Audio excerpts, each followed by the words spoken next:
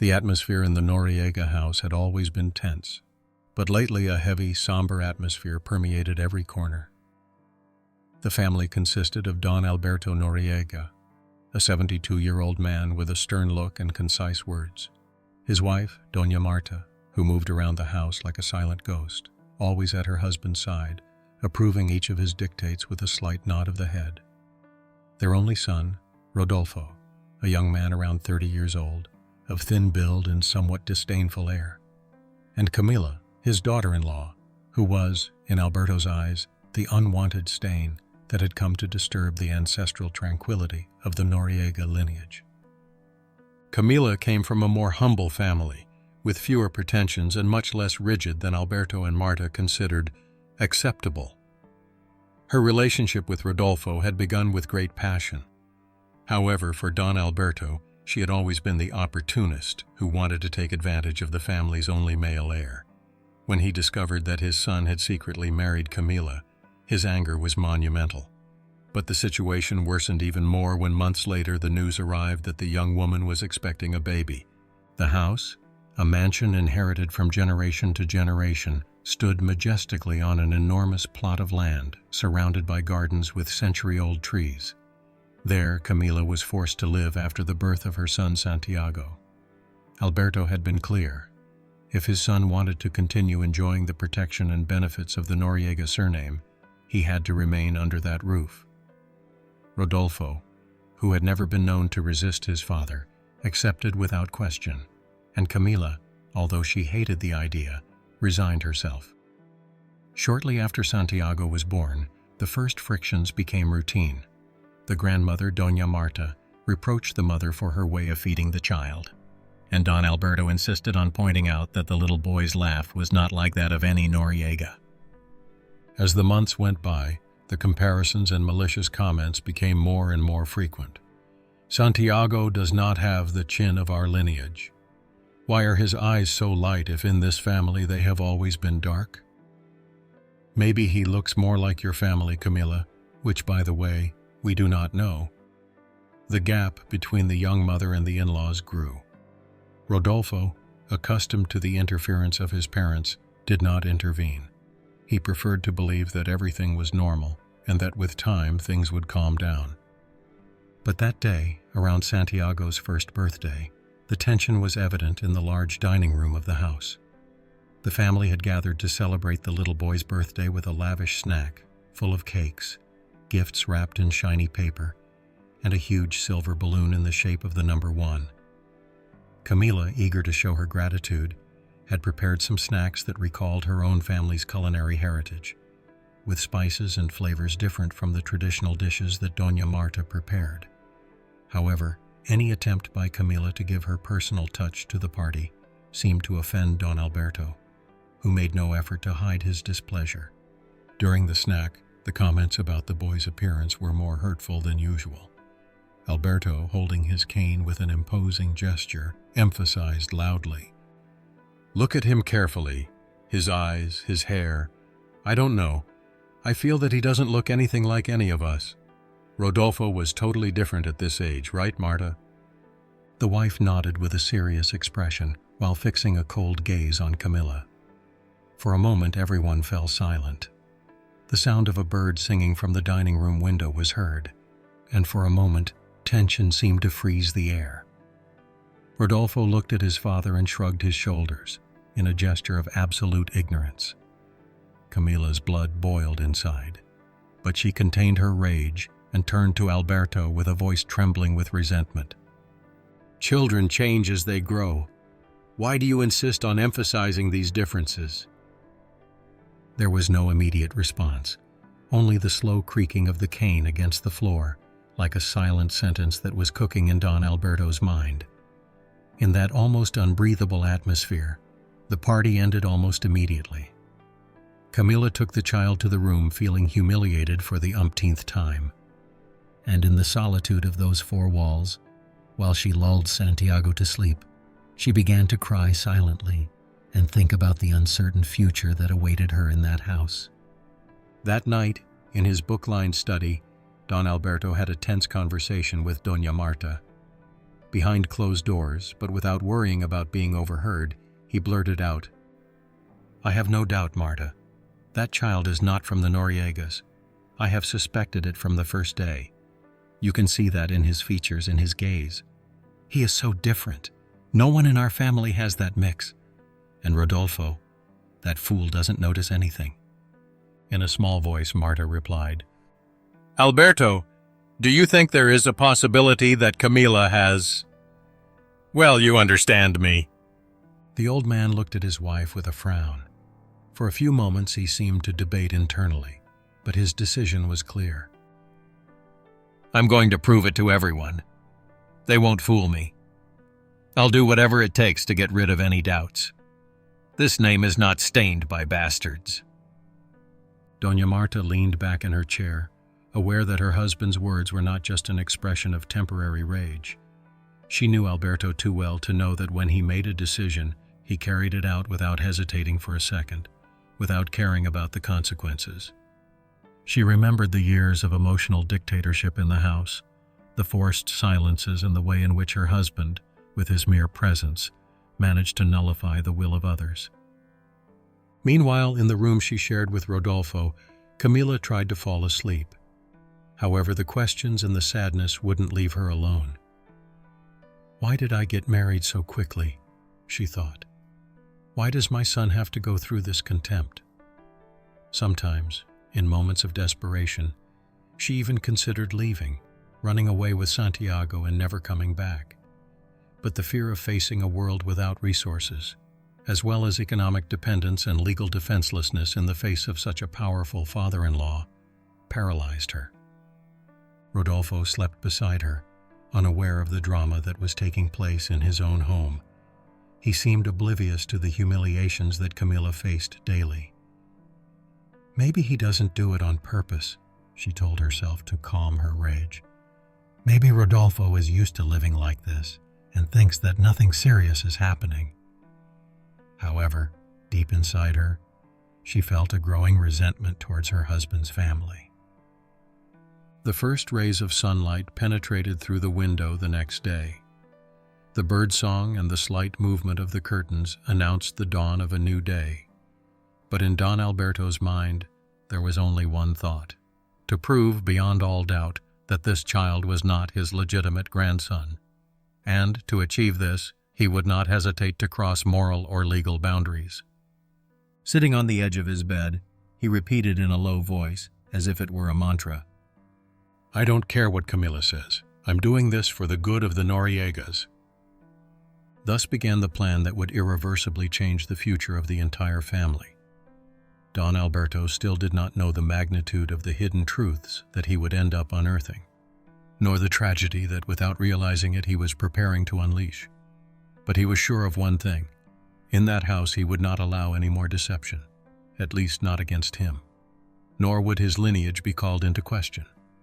And so, with dawn settling in on the windows and the family getting up to the routine rhythm, the suspicion began to take shape that would lead Don Alberto to make a decision that in the long run would shake not only the pillars of the Noriega family, but the very identity of the man who, ironically, was the most interested in preserving the family name and honor. In that first step, neither Camila nor Rodolfo could imagine to what extent Alberto's distrust would put them in a dead end. The clock struck 6 in the morning when Marta, frowning, saw how her husband began to dial a number on the house phone, with the determination of a man who would not rest until his suspicions were confirmed. The weight of his hand on the receiver spread like a presage of the war that would be fought in secret, with an unexpected adversary, the family's own blood destiny.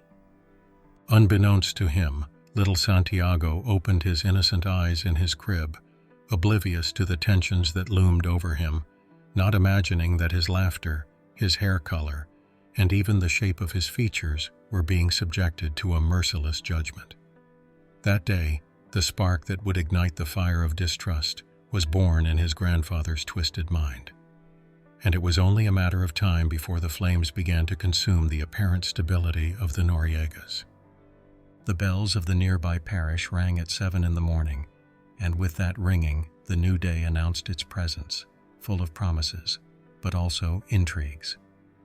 The sunlight passed through the windows of the Noriega mansion, casting diffuse shadows on the marble floors.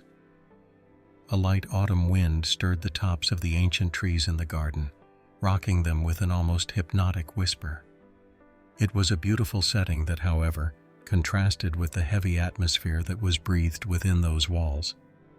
Don Alberto, sitting at the head of the dining room, was enjoying, at least that was what he seemed to be, his usual breakfast, black coffee and toast with butter. He watched with inquisitive eyes as his daughter-in-law, Camila, carefully prepared a plate of oatmeal for Santiago. His gaze was impenetrable, like that of a judge in court, and that morning he seemed strangely accommodating, without making the same biting comments as the day before. "Good morning, daughter." He pronounced the word daughter with a tone that bordered on irony. "Did you rest well?" Camila, surprised by this unusual question, nodded cautiously. She felt something different in the air, an almost imperceptible change, as if Don Alberto were measuring each of his words so as not to reveal his true thoughts. He was not one to ask polite questions, and this apparent attempt at cordiality was nothing more than the prelude to something that was brewing. "Yes, sir," she replied in a trembling voice, "and thank you for asking." Marta, from her usual silence, looked at her husband, wondering when he would reveal what he had planned the night before. She knew that Alberto had made some calls in private, but she didn't know to whom. In their many years of marriage, Marta had learned that when her husband was too cordial, he hid plans that he preferred to keep secret until the opportune moment to execute them arrived. Around 8 o'clock, Rodolfo came down the stairs half asleep. His steps were slow, and his hunched posture reflected the custom of a man subject to his father's will. However, his indifference to what was happening around him was disconcerting.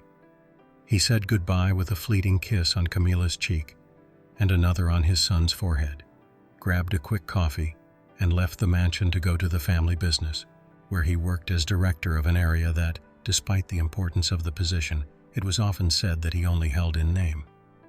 Camila watched him go with resignation. As usual, she was left alone to face her in-laws for the rest of the day. She sighed and looked at Santiago in his little seat, who, oblivious to the tensions, waved his arms and smiled with that luminous innocence that only babies have.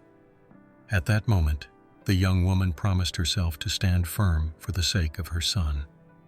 No one, not even Don Alberto, would make her back down from her determination to protect him. What she didn't know was that precisely that morning, Don Alberto had arranged a private meeting with a man he completely trusted, an old friend from his time as a bank manager, Eduardo Aguilera.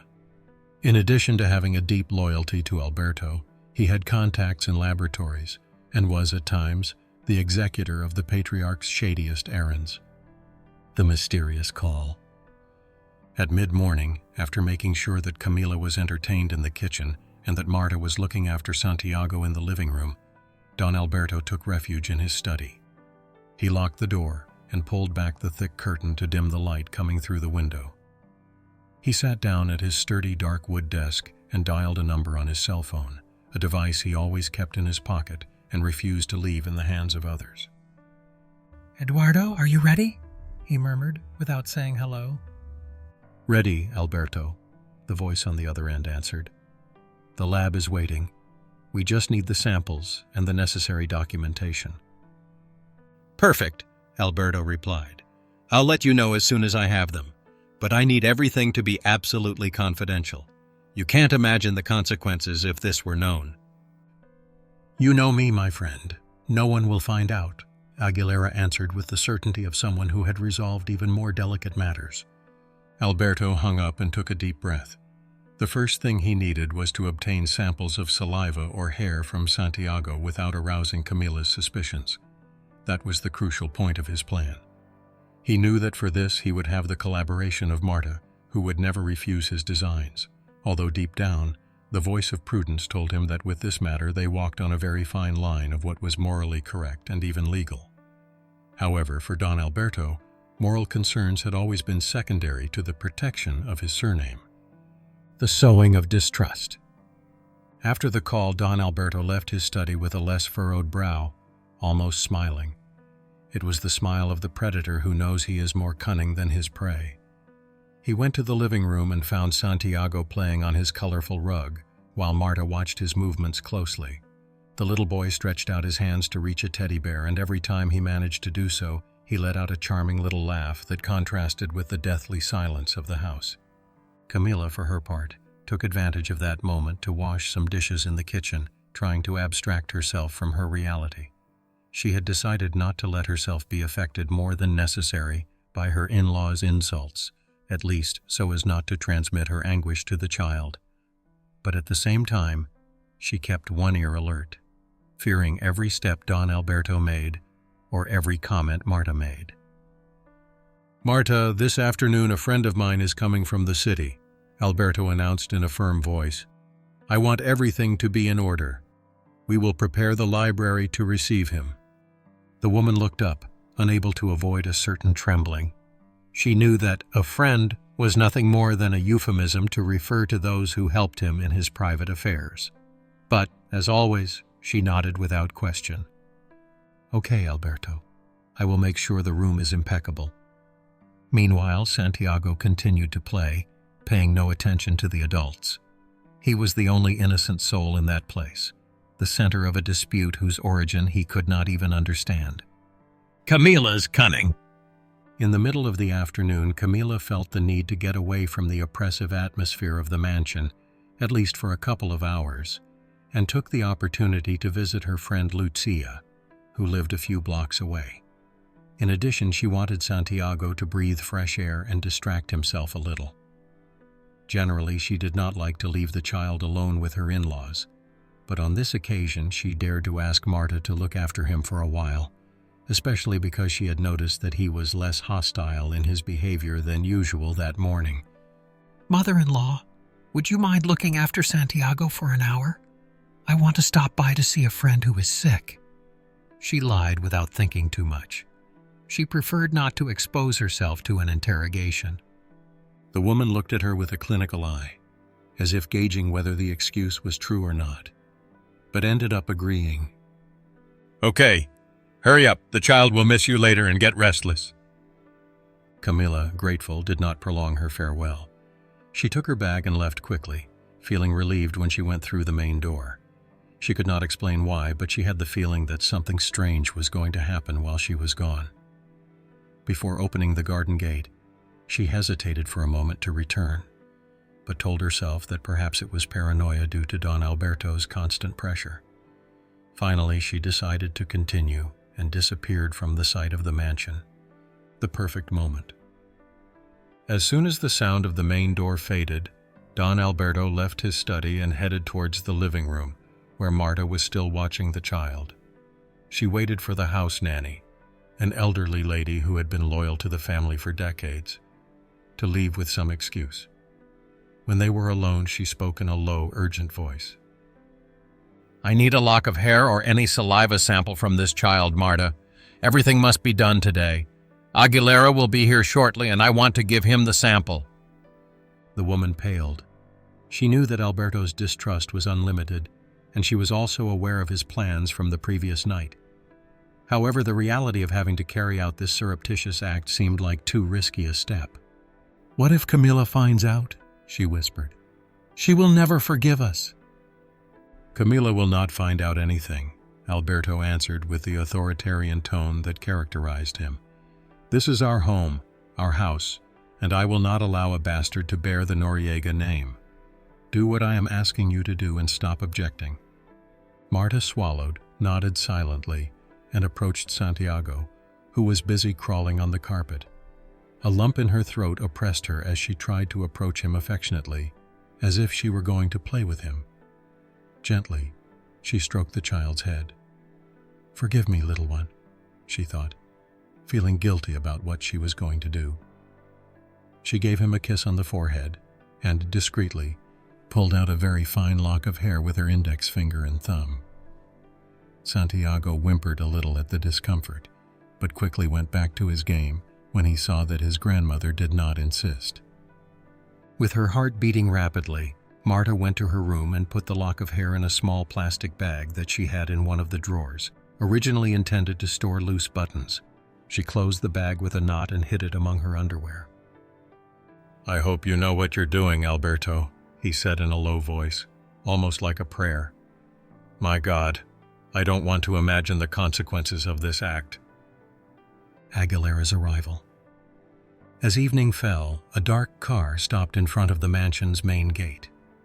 It was a luxury model with tinted windows that matched very well the mysterious personality of its occupant. A tall man with gray hair and a perfectly pressed suit got out of the vehicle with a discreet briefcase in his hand. He introduced himself to the butler, who had already been instructed to let him in without questions. "Good afternoon. I've come to see Mr. Alberto," he said with forced courtesy. He was led directly to the library, a majestic place with carved wooden shelves, bronze lamps, and a huge window that looked out onto the interior garden. There, in a leather armchair, Don Alberto waited with his gaze fixed on the door, as if he were an eagle waiting for its prey. "Eduardo," he greeted him with a handshake. "I'm glad to see you." "Same here, Alberto. Do you have the—" she asked, without finishing the sentence. "Of course, give me a moment," Alberto answered calmly, while Marta appeared through the door with the sealed plastic bag. She handed it to her husband with trembling hands, avoiding direct eye contact, as if shame prevented her from holding his gaze. "Here it is," Don Alberto said triumphantly. "I suppose this will do." Aguilera took the bag, examined it carefully, and nodded. From her briefcase she took out a small sterile container and placed the lock of hair inside. Then, with a calculated movement, she labeled it with a blank label. "I want the results soon," Alberto demanded. "I don't want delays or mistakes." "I'll do my best. But you know how these things are. 3 to 5 days minimum," Aguilera answered. "Besides, if you don't have Rodolfo's sample—" "I already have Rodolfo's," Alberto interrupted. "I got a few days ago a brush with enough of his hair. I put it in an envelope for you to take to the lab as well." Aguilera arched an eyebrow in approval and put the envelope in the same briefcase. "You've got everything covered as always. You sure haven't lost your touch," she commented with a slight smile. "Cunning is never lost, my friend, and even less so when the honor and blood of my family are at stake." Camila's return. After 7 in the evening, Camila returned with Santiago. She had enjoyed those hours in which she could laugh a little with her friend Lucia and forget, even if only momentarily, about the oppression in the mansion. She had stopped at a small store on the way to buy some toys for the boy, hoping to brighten his night a little. As she entered, she came across the sight of Don Alberto and Aguilera saying goodbye at the front door. Both men greeted her with a strange courtesy, and she responded with feigned kindness. That exaggerated formality in Don Alberto's eyes made her feel a chill. Something inside her told her that this man was not a simple friend of the family, but she had no proof or the slightest idea of what had happened in her absence. "Good night, sir," Camila murmured, trying to smile while holding Santiago in her arms. Don Alberto nodded silently, and Aguilera merely bowed her head slightly in farewell. He then got into his vehicle and drove off, leaving behind a feeling of unease in the air. Camila felt a pang of distrust when she saw her father-in-law's haughty look when he closed the door. What is he up to now, she wondered. Marta's guilt. As she retreated to her room, Marta felt her conscience torment her. Seeing little Santiago's joyful face as he said goodbye before going to sleep had broken her heart. She sat up in bed, her hands clasped in her lap, and couldn't help but cry silently. She cried from the weight of guilt and from the terror of what the test might reveal. What if he is family, she thought. Will this change anything in Alberto's mind? She had a dark intuition that even if the tests proved Rodolfo's paternity, her husband would find another reason to reject Camila and disdain the child. And if her suspicions were confirmed, that is, if Santiago turned out not to be a Noriega, the fate of the little boy and his mother would be unpredictable. The circle of intrigue. In the main room, Alberto undressed with the slowness of every night, satisfied that he had completed the first step of his plan. His mind was buzzing with ideas and anticipations. He visualized the moment when he would have the evidence in his hand and could prove to Rodolfo that he had been deceived. He imagined him begging for an explanation and then kicking Camilla out of his house without any consideration. In his mind, as an unbreakable patriarch, the only thing that mattered to him was getting rid of that impurity that he considered an affront to his lineage. The old man thought, with a smile that barely appeared on his lips, "In a few days, this farce will be over." But fate, as capricious as ever, had different plans. This act, which for Don Alberto was nothing more than a confirmation of his misgivings, would bring to light even deeper secrets, revelations that would put everything the Noriega family thought they knew about themselves in jeopardy. As the night silence settled into every hallway of the mansion, intrigue took hold in the hearts of its inhabitants. Camilla, in her room, saw Santiago sleeping peacefully and felt a pang of fear for the future. Marta, alone, writhed in guilt and uncertainty, and Alberto, sure of himself, closed his eyes, savoring the victory he believed imminent. Nothing would ever be the same again. Neither the quiet breakfast, nor the chats in the living room, nor the evenings in the library. The calm was only a mirage that foretold the storm that was to come. For the first time in many years, the Noriega mansion would become the stage for a tragedy that had been announced, but the main actors did not yet know it. The curtain, already raised, would soon reveal the performance that would change the history of that family forever. Dawn filtered timidly through the thick velvet curtains of the Noriega mansion, announcing the beginning of a new day that promised to bring more questions than answers. A cold wind shook the treetops, and the distant song of some birds was almost imperceptible behind the high walls of the garden. Inside the house, each inhabitant seemed wrapped up in his own conflicts, and in the hearts of all of them, a disturbing silence resounded as if it were an echo in an endless corridor, the weight of the lie. Camilla woke up that morning with a feeling of unease.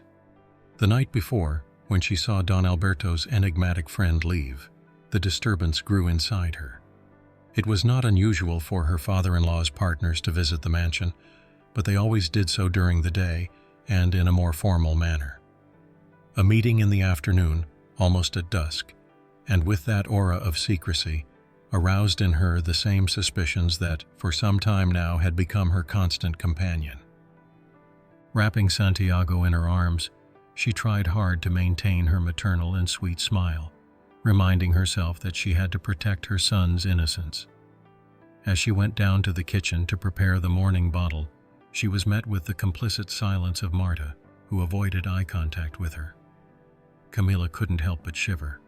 Her mother-in-law's coldness was sometimes much more hurtful than Don Alberto's harsh words. This time, however, she perceived something different, a kind of anguish behind her elusive gaze.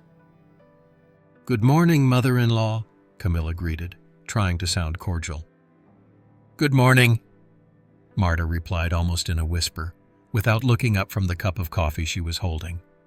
The tension in the atmosphere was palpable. Camilla noticed that Marta was making a slight movement with her fingers, as if she wanted to say something but was holding back at the last moment.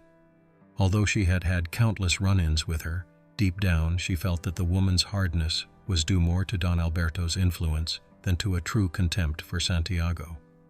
Even so, things were not simple. Words of comfort did not exist in the Noriega family, and at the slightest crisis, everyone took refuge behind their wall of silence. Rodolfo's misgivings. Meanwhile, in the main room, Don Alberto was dressing elegantly, as he did every morning. He adjusted the knot of his tie in front of the antique mirror that presided over the wall. His hard gaze was faithfully reflected in the slightly worn mercury. He thought about the results that hopefully would arrive in a few days. He wanted to handle the whole situation with the utmost discretion, so that neither Camilla nor, above all, Rodolfo would find out about the paternity test until he had it in his hands. However, Rodolfo was already beginning to notice something strange in his father's behavior. Although he was not very perceptive, the atmosphere of secrecy was so evident that even he noticed. The night before, he heard footsteps in the hallway and the murmur of voices that did not correspond to the usual routine of the mansion.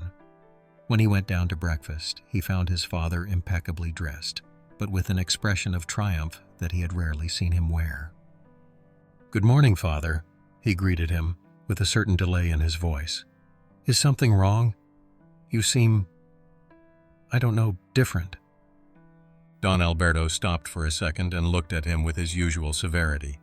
He could not allow Rodolfo to suspect too much, but he had to give him a coherent explanation. "I have business matters to attend to today. I'll probably be more busy than usual. Have you checked the quarterly report I sent to your email?" he answered coldly. "No, not yet," Rodolfo muttered. "Yesterday I was busy." Don Alberto did nothing but twist his face and change the subject with the skill of someone who has spent his whole life avoiding uncomfortable conversations. He did not want his son to divert attention to the real reasons for his unusual busyness. There would be time to explain things to him once the envelope with the laboratory results rested forcefully on his desk.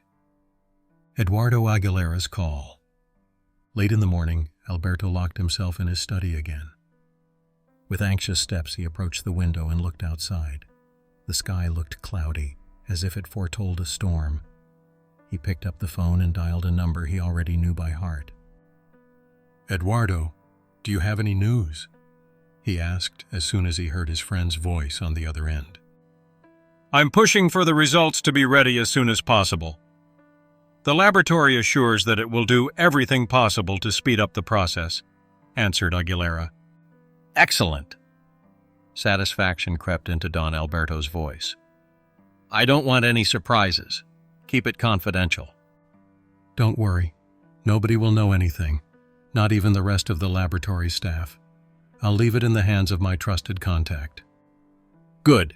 I'll wait for your call." And he hung up without further ado. His eyes shone with a gleam of authority, convinced that he would soon have the evidence to unmask Camila. However, in the darkness of his mind, something wouldn't leave him alone. A vague feeling that the truth could be more twisted than he imagined. But his pride prevented him from stopping to consider any scenario other than that of his own victory. Camila's bewilderment. While Alberto was holding that call, Camila was in her room, rocking Santiago to sleep for his morning nap. The stillness of the house invaded her, but it did not comfort her. She looked at her son's face, so full of peace and tenderness, and swore to herself once again to protect him from any threat. Lately, her instincts were screaming at her that something was happening. Marta's shifty glances, the strange meeting with that Aguilera, Alberto's increasingly hurtful comments about Santiago's appearance. Everything pointed to something being plotted behind her back. Camila bit her lower lip. She knew she could not openly defy her father-in-law, but she did not intend to continue to endure humiliation without doing anything.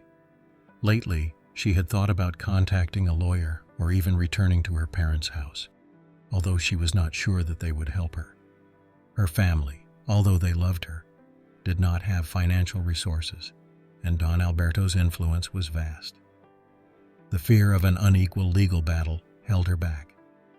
A worrying discovery. In the afternoon, while Camila was collecting Santiago's clothes to wash them, she noticed something unusual in the bathroom trash can. An empty package of plastic bags, the same ones that are usually used to store samples or medicines in small quantities. Curiosity overcame her.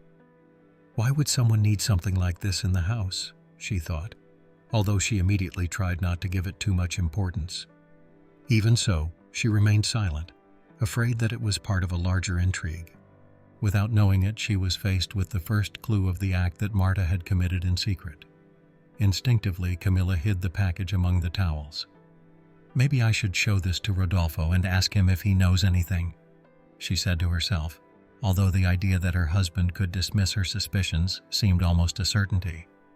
However, it was a sign, however small, that something dark was brewing behind her back. Marta's doubts grow.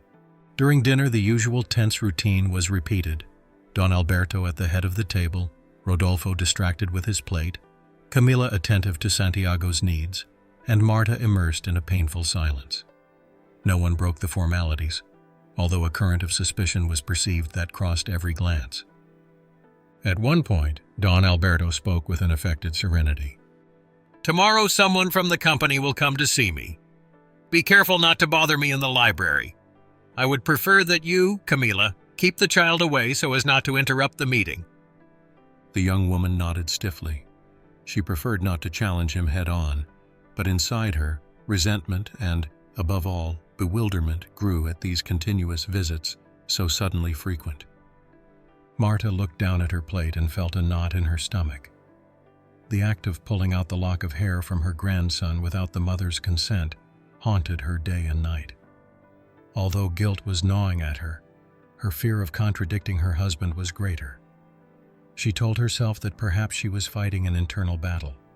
On the one hand, loyalty to Alberto, cultivated during years of submission. On the other, the affection born of seeing Santiago grow and recognizing in him the innocence of a child who had nothing to do with adult disputes. After dinner, Camilla went up to her room with the child. There, while she changed his pajamas, she thought again about the package she had found. The shadow of suspicion lengthened over her mind. Were her in-laws planning something against her? Were they perhaps trying to prove that Santiago was not Rodolfo's son? She knew Don Alberto's character, and she sensed that this obsession with the child's physical appearance could not bring anything good. An attempt at a secret. Late at night, Marta, who had been tossing and turning in bed for a while, got up cautiously so as not to wake her husband. An inner force drove her to leave the room and head towards the hallway that led to Camila and Rodolfo's bedroom. She wasn't sure what she wanted. Perhaps she wanted to talk to Camila, confess what they had done, and ask for forgiveness. But as soon as she touched the doorknob, she heard Santiago's soft crying. On the other side, Camila was cradling the child, trying to calm him down, and she didn't notice the silent presence on the other side of the threshold. Marta stepped back, her heart heavy. She didn't dare to enter. She felt that she wouldn't have the courage to face her own betrayal. That childish cry, however, resonated in her soul like a cry. She went to her room again with an uncertain step and got into bed next to Alberto, who was sleeping without apparent remorse. A glimpse of confrontation. The next morning, Rodolfo noticed a change in Camila's attitude. She seemed evasive, worried, as if she were measuring each word. While he was reviewing some company papers and drinking coffee in the kitchen, she approached him with the empty package she had found. "Rodolfo, do you know what these bags are used for?" she asked almost in a whisper, as if she were afraid that Don Alberto's ears could hear her from any corner of the mansion. He looked at the package without understanding. He shrugged his shoulders indifferently. No idea. Maybe my father or my mother used them to store something. You know what they are like," he stammered, without giving it much importance. Camila looked at him with disappointment. She wanted her husband to share at least half of her fears, to support her, to be interested in the dark motives that her in-laws might have. But he, absorbed in himself, seemed not to grasp the seriousness of the situation. "Do you really not find it strange?" "Who needs bags like that?" he insisted, squeezing the crumpled plastic between his fingers.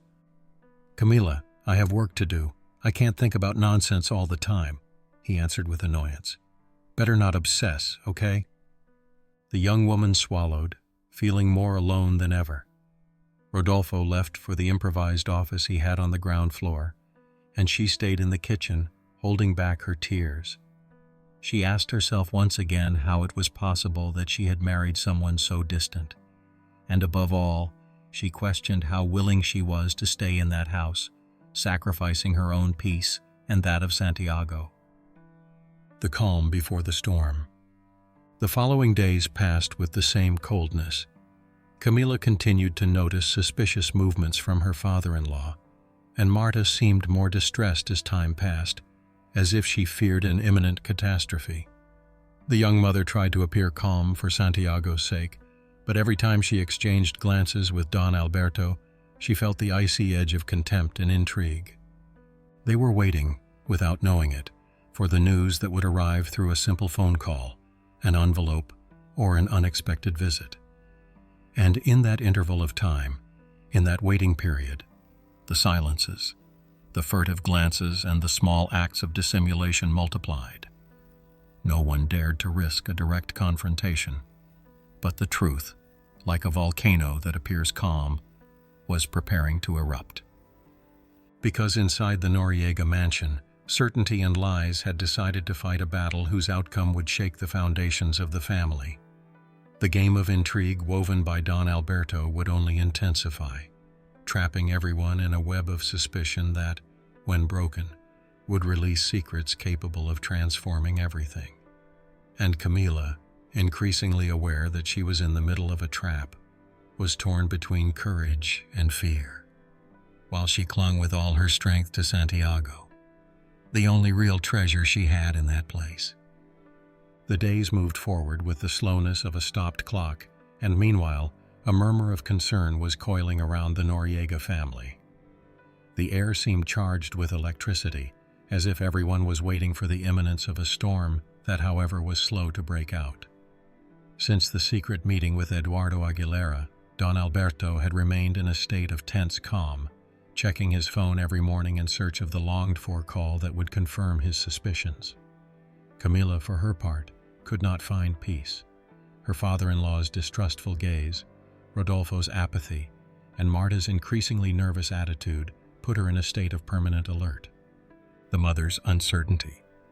That afternoon, Camila decided to go out to the mansion's large garden to get some fresh air. The magnolias and rose bushes were in full bloom, but she barely noticed their beauty.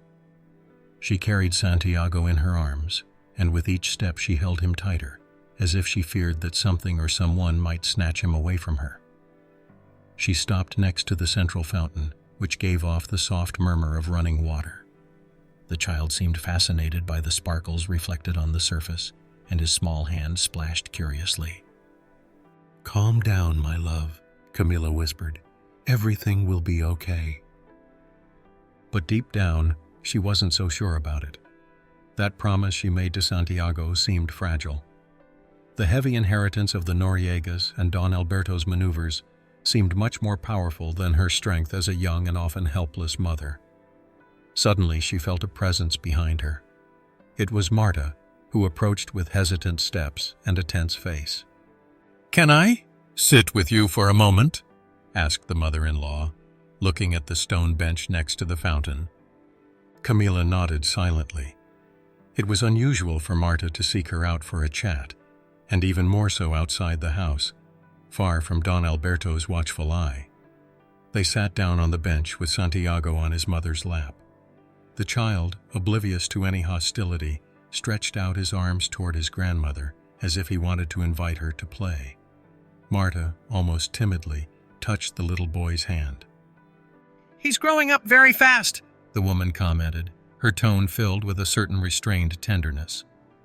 "That's right," Camila replied, not quite sure how to react to this sudden closeness.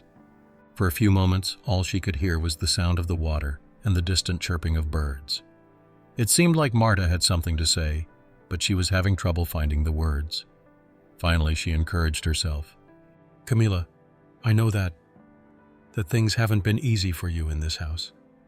She paused, looking away at the fountain. "Alberto has a very strong character. Sometimes I even wonder." She stopped, afraid she had said too much. Camila felt a lump in her throat, partly because of this fleeting display of empathy. Her mother-in-law was not a person who freely showed her feelings. This attempt at rapprochement spoke of a deep internal storm. "I know, mother-in-law," she murmured, "and I don't blame him for everything. I know that coming from another family, with different customs, can't be easy for you either. Just..." She paused, forcing herself to swallow her usual complaints. "Sometimes I feel like I don't fit in, and that everyone sees me as if I were guilty of something." Marta gave him a guilty look, but she didn't dare make the confession that was eating away at her. The weight of having torn out her grandson's lock of hair and of having collaborated in Alberto's plan oppressed her night and day, but she couldn't find the courage to face the truth. She limited herself to lightly patting Camila's hand, and then, in a whisper, "There's always a place for you. You are the mother of this child." Immediately afterwards, he stood up awkwardly and left, leaving Camilla with her heart in suspense. She wondered if Marta was trying to apologize for something, or if that sudden outburst of tenderness was the prelude to a bigger confession. In any case, she didn't get the answers she was looking for: the return of memories. Meanwhile, in the darkness of his study, Don Alberto contemplated an old photo album. It was strange to see him in such a nostalgic gesture. He, a man who prided himself on living in the present, turned the pages with a mixture of pride and apprehension. There were the images of his wedding with Marta, decades ago, surrounded by family and friends who, in many cases, were no longer alive. Then the photos of Rodolfo's birth, with a much younger Alberto holding a newborn in his arms. He looked carefully at those images. Marta's frightened look, her eyes swollen with exhaustion, and himself smiling, with his chest swollen with pride at having a male heir. Remembering those moments used to comfort him, but now as he turned the pages, an indefinable regret haunted his head. What if, he thought, but immediately banished that idea, convinced that the suspicion that was gnawing at him was the only valid one, that Camilla had taken advantage of his family. He closed the album abruptly, as if he wanted to imprison his demons between the worn pages, and prepared to dial Aguilera's phone once more. However, before he could do so, the phone rang, bringing him out of his thoughts. "Yes?" he answered in a dry voice. "Mr. Alberto, it's me, Eduardo." The voice on the other end sounded somewhat hurried. "We have the results." A shiver ran through Don Alberto's body. He stood up, leaning on his cane, and closed the study door to avoid curious ears. "Well?" he demanded with bated breath. "I'd better explain it to you in person," said Aguilera, in an overly serious tone. "I can come this afternoon." "Okay, come as soon as possible." And he cut the call without further ceremony. A dark premonition. The rest of the morning passed under the shadow of that imminent visit. Don Alberto left the study with such a frown that he seemed to have aged suddenly. Marta, seeing him, knew instantly that something momentous was about to happen and felt a pang of guilt in her stomach. He gave her a cold look, a gesture that said more than 1,000 words. "Don't try to stop me." Camilla, on the other hand, sensed the change in atmosphere, but was unaware of its origin. She watched as her father-in-law pulled cigarettes out of a drawer, a habit he rarely practiced, and only under great stress, and headed for the upstairs balcony. From the kitchen window, she saw him light one and take a long drag, staring into the distance. It gave her goosebumps. She wanted to ask Marta what was going on, but found her locked in the pantry, apparently rearranging spice jars with trembling hands. It was then that a thought struck her like a bolt of lightning. A paternity test. Did he do it? The thought alone paralyzed her. He knew all too well Alberto's constant doubts about Santiago's appearance, but he never imagined that he would dare to do something like that, much less without his consent. However, nothing prevented him from believing that the patriarch was capable of anything to protect his family name. "It can't be," he said to himself, feeling his stomach turn. The encounter with Aguilera. Towards mid-afternoon, the same car with tinted windows from days before stopped in front of the mansion. Eduardo Aguilera got out with a nervous demeanor, holding a manila envelope against his chest. He walked down the wide tiled hallway that led to the main door, where Don Alberto was already waiting for him. He didn't even bother to greet him with any courtesy. He just gave him a grunt as a greeting and led him quickly to his study. Marta, stationed at the end of the corridor, saw that shadow pass by and felt her breath hitched. She knew the purpose of this meeting and feared the outcome, whatever it might be. She thought of Camila, of Santiago, and for a second of Rodolfo, a son whom she loved, but who had always remained under the implacable yoke of his father. "Here it is," Aguilera announced, once inside the study, handing out the envelope. Her eyes reflected seriousness, and she remained silent for a moment before continuing. "I suggest you read it calmly." Alberto tore off the seal with trembling fingers and took out a set of papers with letterheads from the laboratory. He glanced quickly at the first lines, and his brow became marked as if the letters had jumped out of the document and slapped him. "What does this mean?" he exclaimed hoarsely, looking up at Aguilera. "That's exactly why I chose to come. You see, the results." The man ran his hand across his forehead, wiping away a light sweat. "The child does not genetically match Rodolfo. At least, not in the way you expected."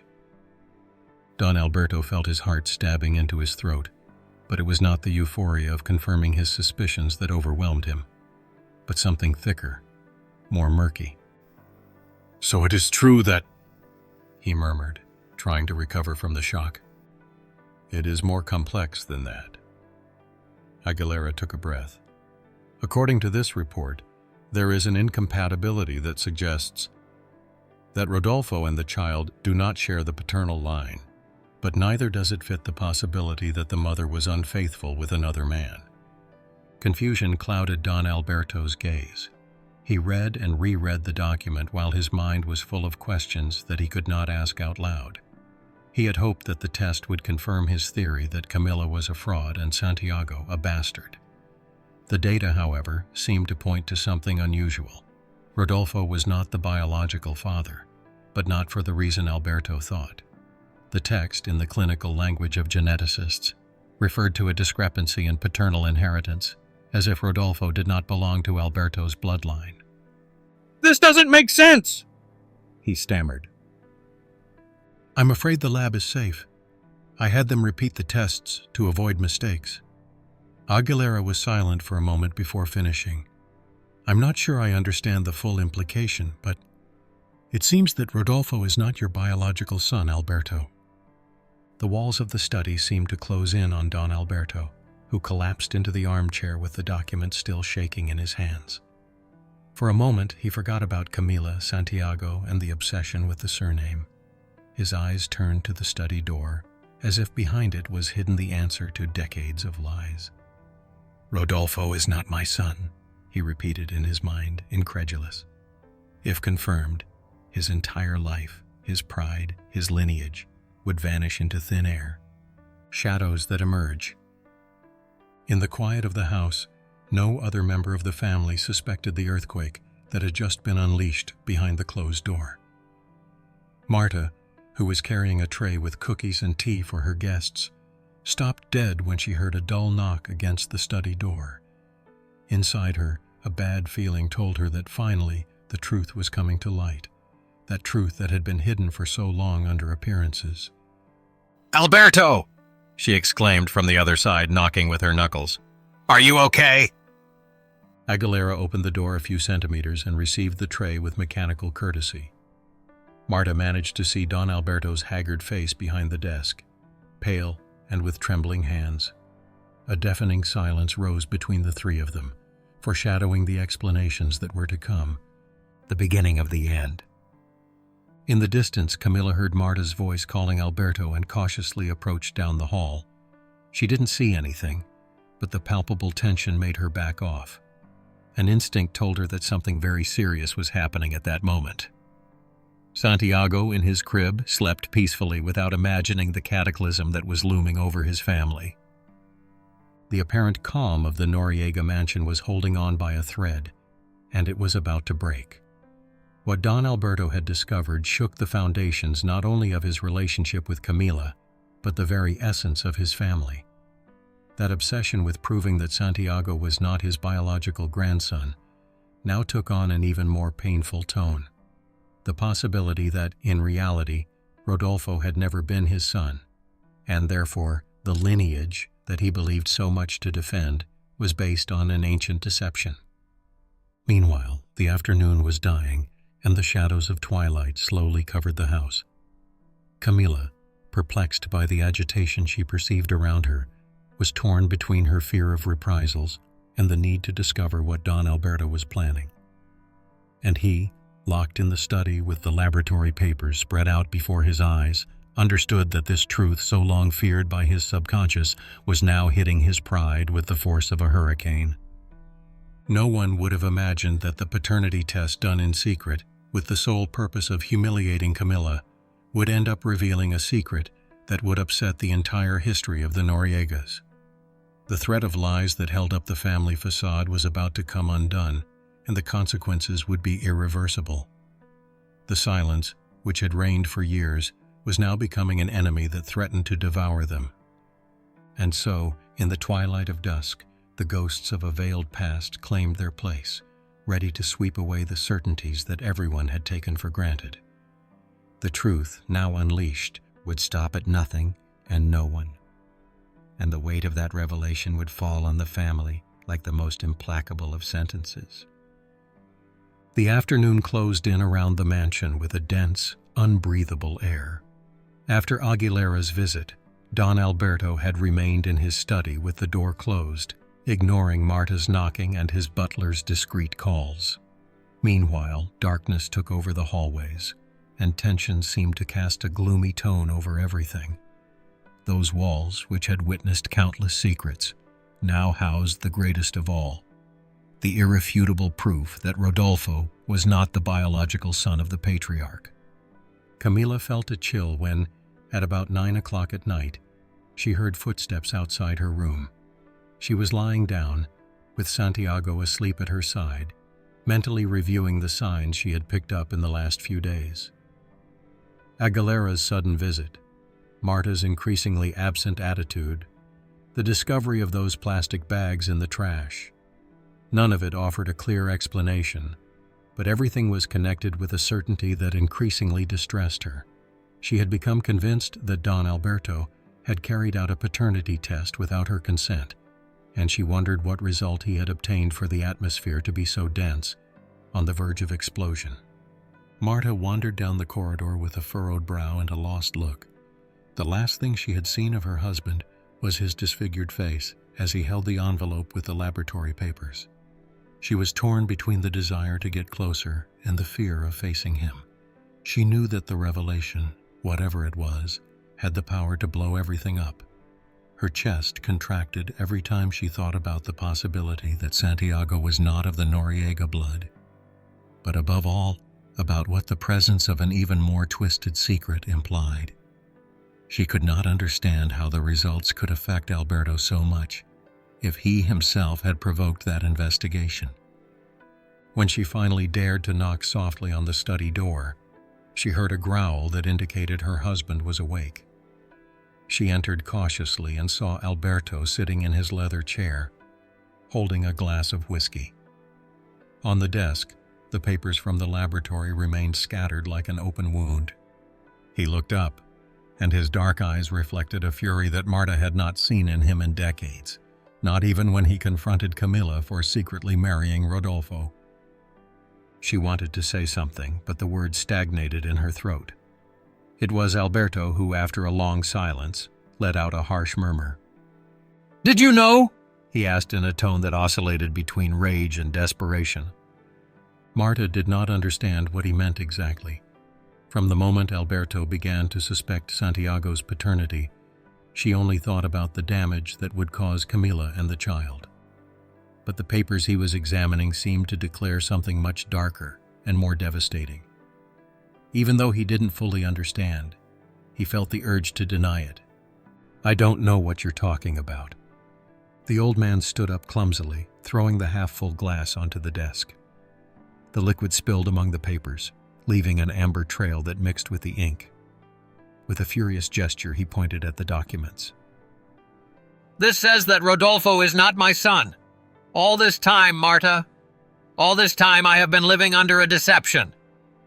The woman instinctively stepped back and leaned against the wall. The mere idea hit her like a hammer blow.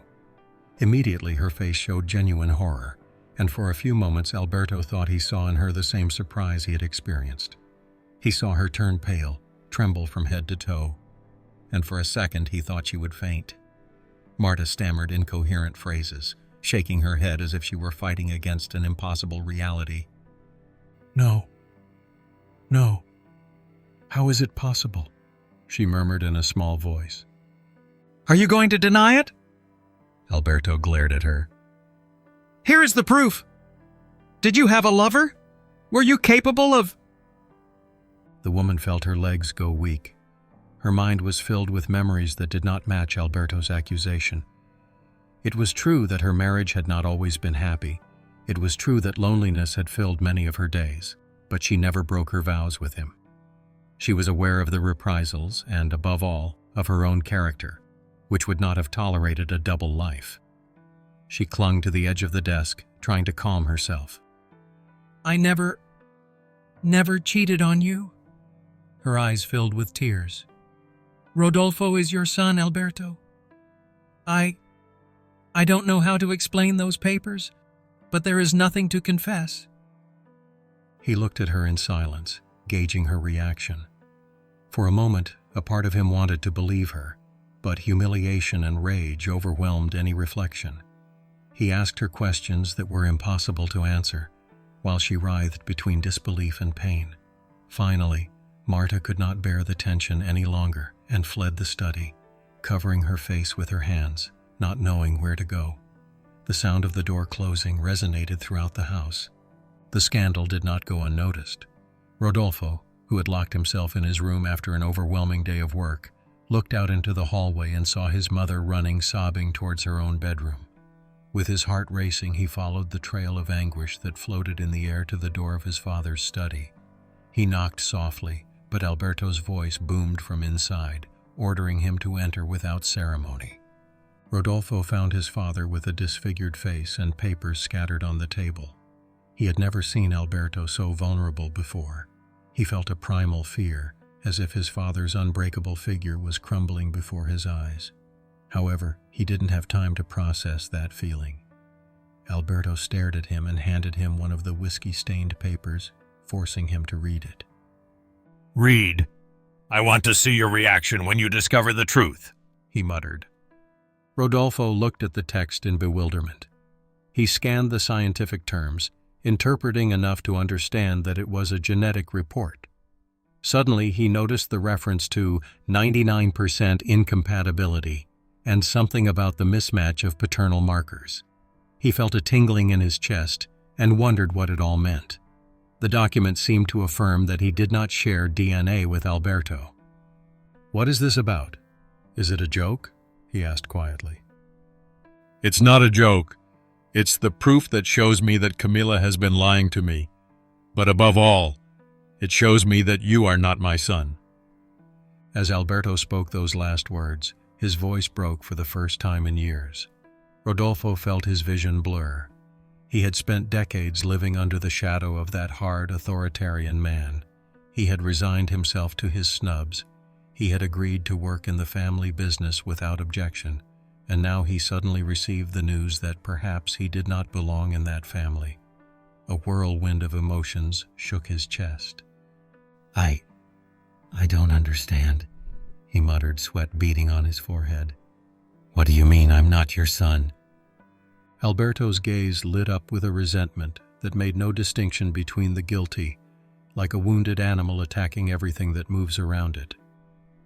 His hatred seemed to be directed at both Marta and Rodolfo, as if the two had been accomplices in that monumental deception. But deep within him, a huge doubt arose. If Marta had never deceived him, how could that result be explained? The confrontation was interrupted when the door was suddenly opened and Camilla entered, startled by the screams. She was carrying Santiago in her arms, wrapped in a blanket, fearing that something serious was happening. Finding Alberto with his eyes bloodshot with rage and Rodolfo clutching some papers in his hands made her heart skip a beat. She perceived that the air in the room was unbreathable, and that, in that scene, she also occupied a crucial place. She felt her pulse quicken as she dared to ask what was happening. "This is the end of your lies," Alberto snapped when he saw her, pointing his finger at her. "How dare you? How could you laugh at the Noriegas like that?" Camilla stepped back, unable to understand. Rodolfo tried to calm his father, but his words were clumsy, confused. Don Alberto's eyes fell on the boy, who was sleeping, oblivious to the conflict, and he snorted in contempt. Without letting go of the papers, Rodolfo stammered something about a paternity test and the supposed impossibility of him being his father's son. Camilla felt the ground beneath her feet. The suspicions were true. Alberto had taken the test. But she could not conceive of the unexpected turn of events that would reveal an older, more devastating secret. Santiago's crying broke the brief silence, awakened by the tension radiating from her grandfather. Camilla rocked him quickly, wanting to protect him from that hostility. It was she who, with a firm voice for the first time in a long time, spoke bravely. Enough! Explain to me what is happening! Alberto, driven by fury, threw the document with the proof at her. Camilla grabbed it with trembling hands, trying to read between the lines of the scientific data. She understood the basics. If Rodolfo and the child's test showed incompatibility, that meant that he was not Santiago's biological father. However, Alberto's words went further. They were accusing an incompatibility at another level, a result that called into question Rodolfo's blood in the family. Camilla swallowed. For a moment she forgot her own fears and sympathized with her husband's confusion. Rodolfo, meanwhile, seemed petrified. His father pointed at him with contempt, as if he were suddenly a stranger, and Camilla looked at him with a hint of compassion. It was too much.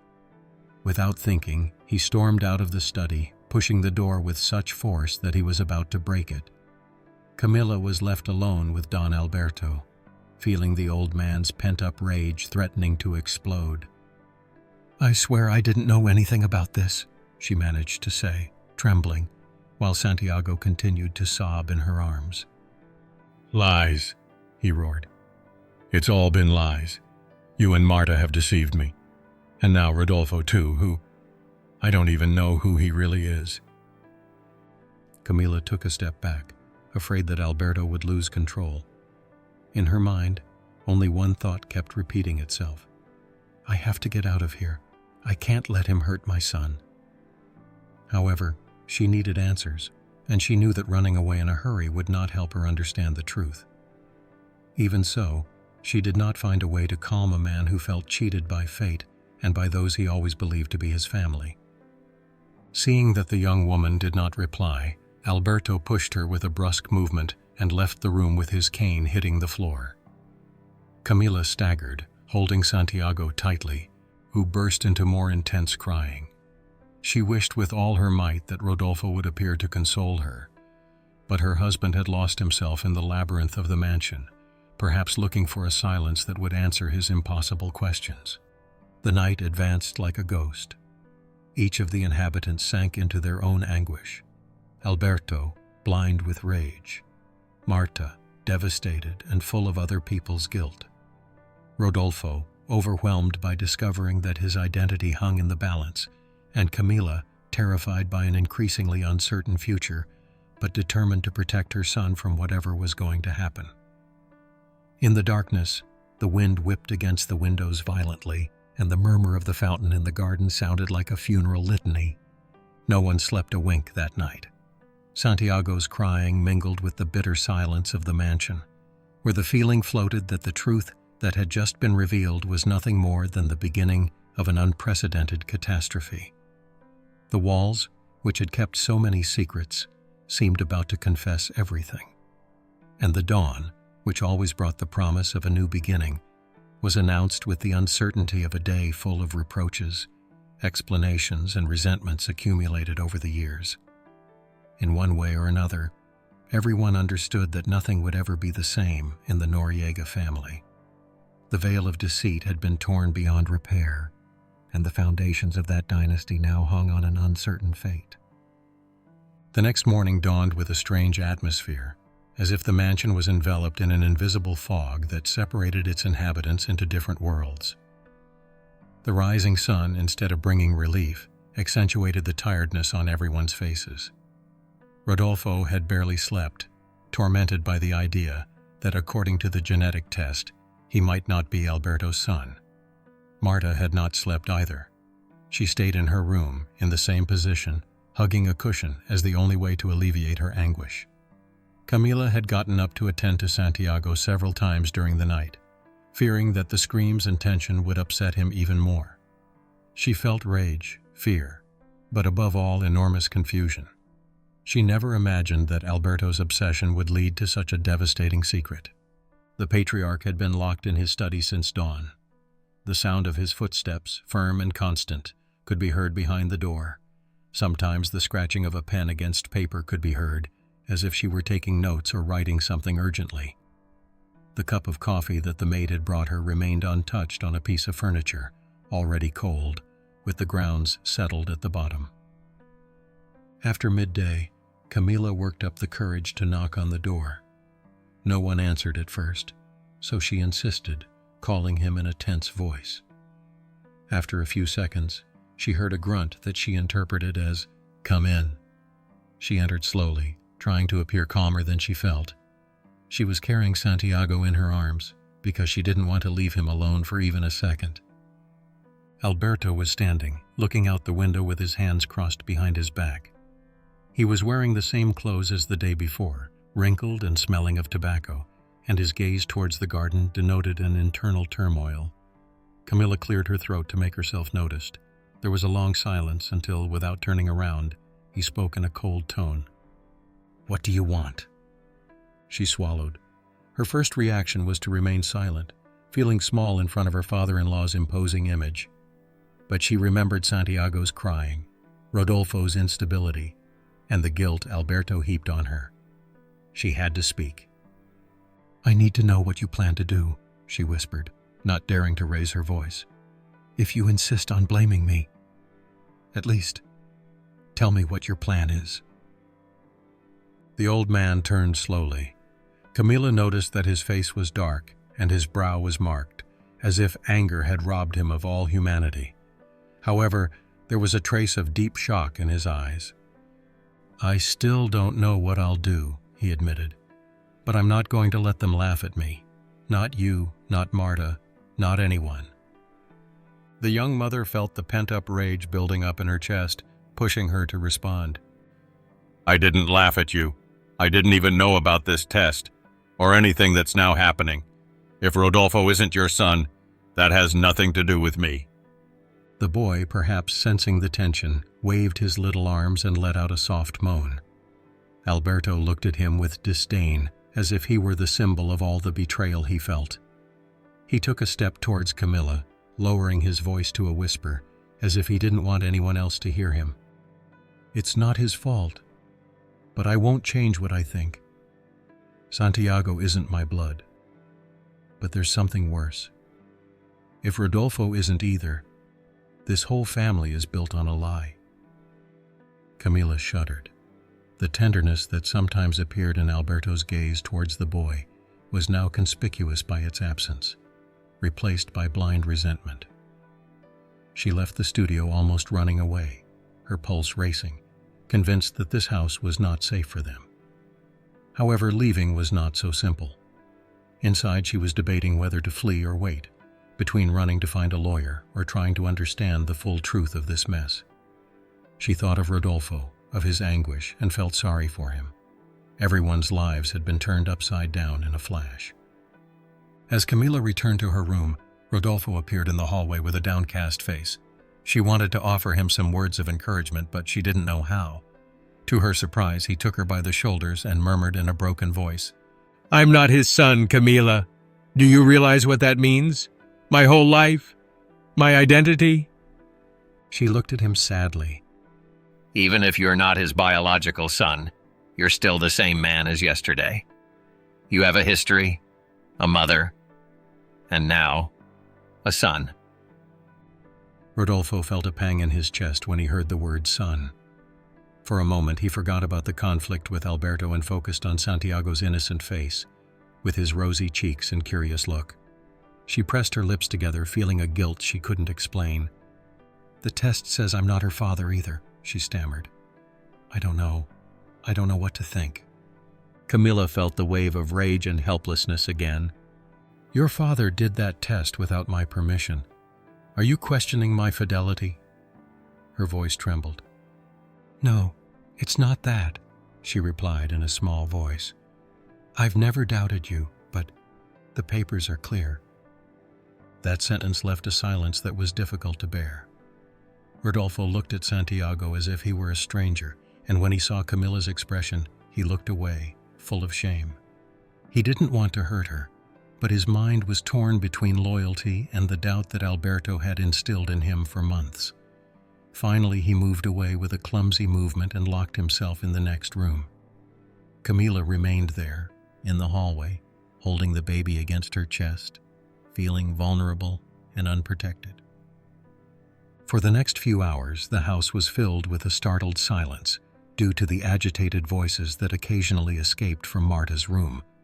No one knew for sure what was going on behind that door, but sobs and pleas could be heard. Marta seemed to be going through a personal crisis. The discovery of the papers had left her in a state of shock. If Rodolfo was not Alberto's son, then whose? How could she explain it if she had never had an affair? At times, she remembered the confusing days of her birth so many decades ago and wondered if something strange had happened that her mind had blocked out. But she could not find an answer that would free her from her husband's atrocious accusation. Night fell without anyone having dinner. The mansion remained in darkness, with the main lights off. Camila, noticing the silence, decided to take a brief tour with Santiago, looking for Marta to see if she needed help. He found her in the living room, sitting on one of the sofas, staring into space. As he approached, he noticed her red eyes. "Is everything okay?" he dared to ask, aware that the question was rhetorical. "Nothing is okay," Marta whispered. "The life I thought was mine is falling apart, and I don't even know what to say to Alberto." Camilla sat beside her, with the child on her lap, and for the first time noticed her mother-in-law so fragile, so human, that she felt a surge of compassion.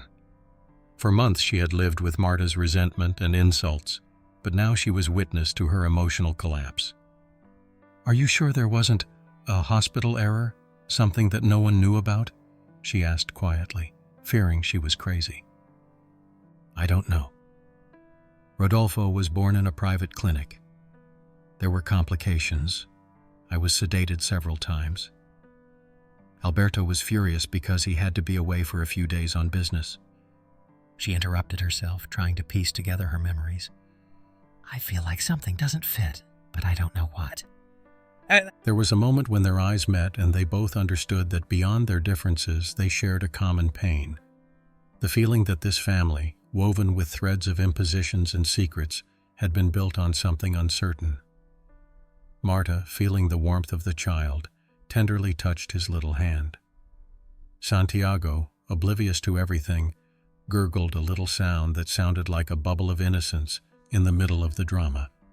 Before they could continue the conversation, Alberto burst into the room, leaning on his cane with a somber expression. He gave Marta an accusatory look and then looked at Camila. He nodded for his daughter-in-law to leave.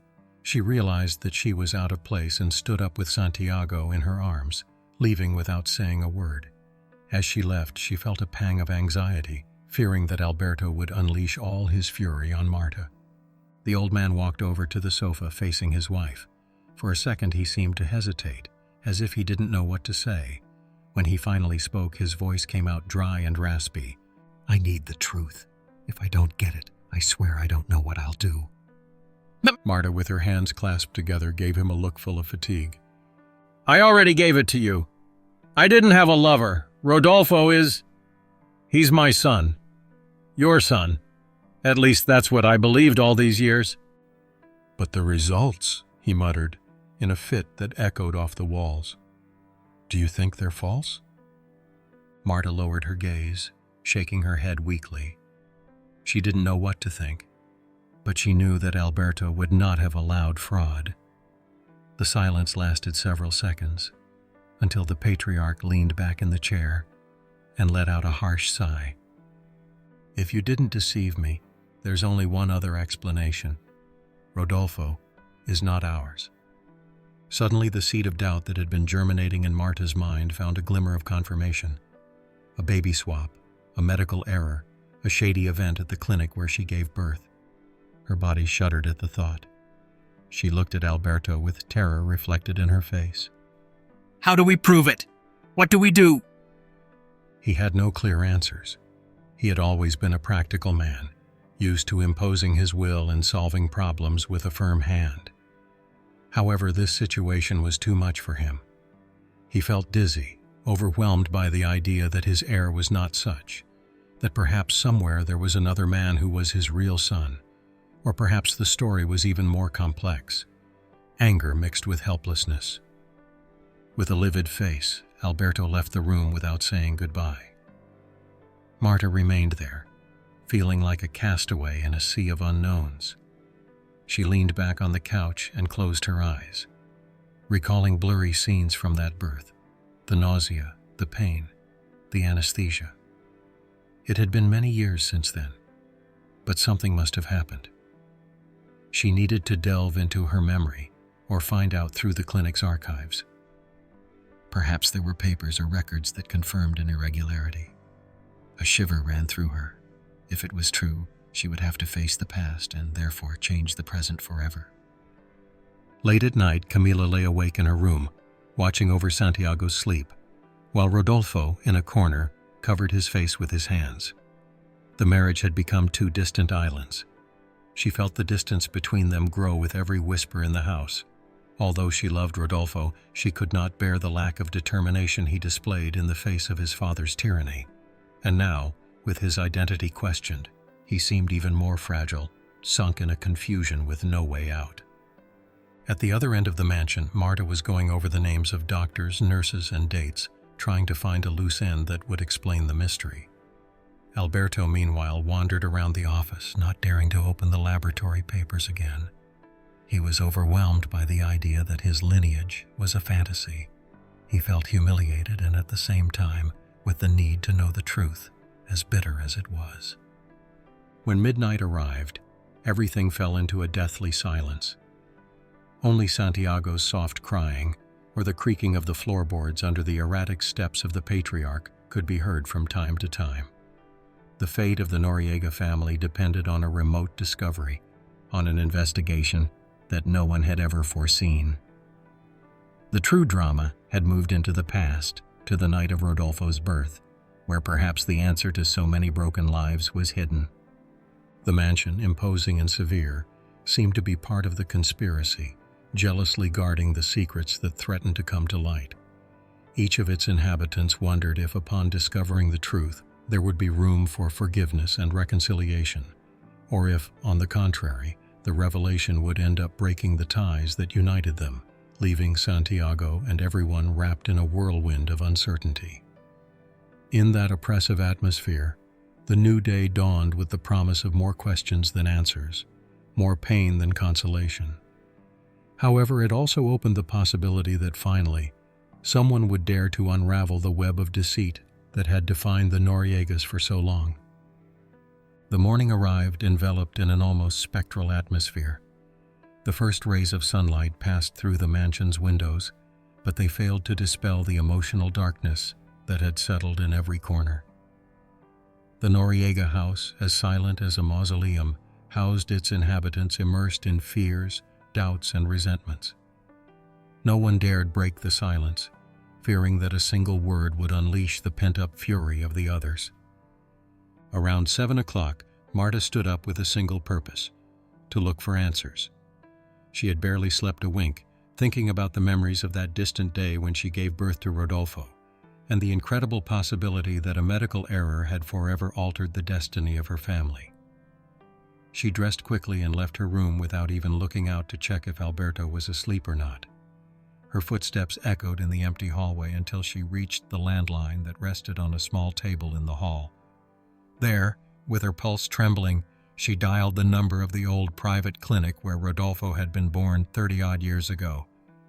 The answering machine made her hesitate. She wondered if there were anyone who could help her at this hour, but she listened to the recording anyway and tried her best to get through to some historical archives department. When she finally got through to an employee, her heart was pounding so hard she thought they would hear it on the other end. "Good morning," she said in a shaky voice. "My name is Marta Noriega, and I would like information about a birth that took place in your clinic more than 30 years ago. I need I need to review the documentation or any records you have from that day." The young man who was helping her seemed surprised. He explained that many of the archives from that time were only partially digitized, and that access required special authorizations.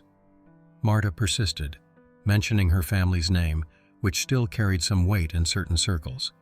Although she was unable to confirm anything immediately, she managed to make an appointment to review the documentation in person. She was told to come to the clinic the next morning with some proof of identity and the precise date and time of admission. "Okay," she nodded, relieved. "Thank you very much." She hung up and let out a sigh. She had taken the first step. Maybe that would clarify what was bothering her so much.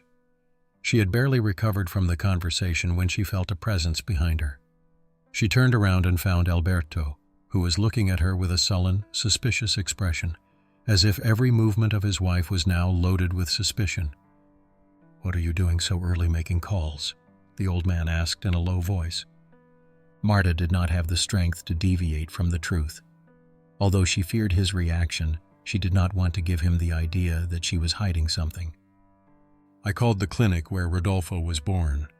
Tomorrow I will go to check the records.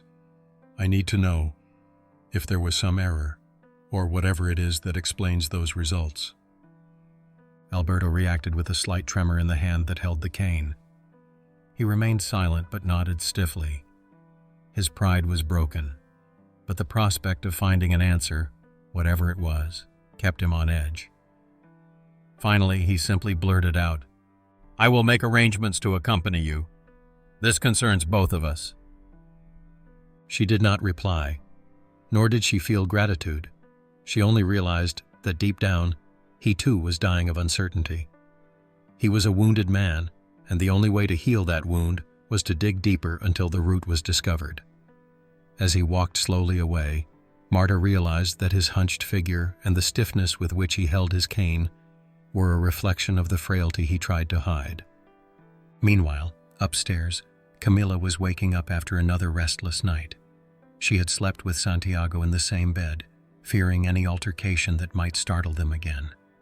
She opened the curtains and looked at the imposing trees in the garden, wondering if that day would bring some calm, or if, on the contrary, the disputes would intensify.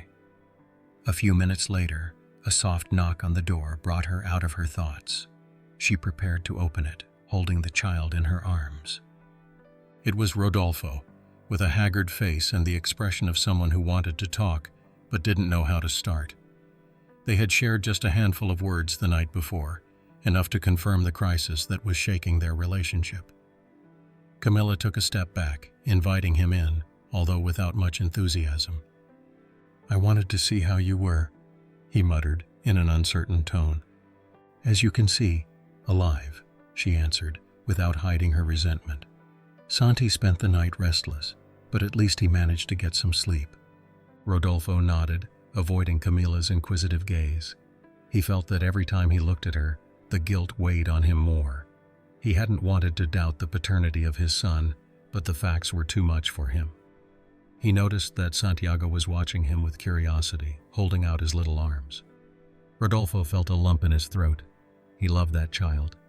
And although the generic evidence pointed to the contrary, his heart continued to beat with the certainty that he was his father.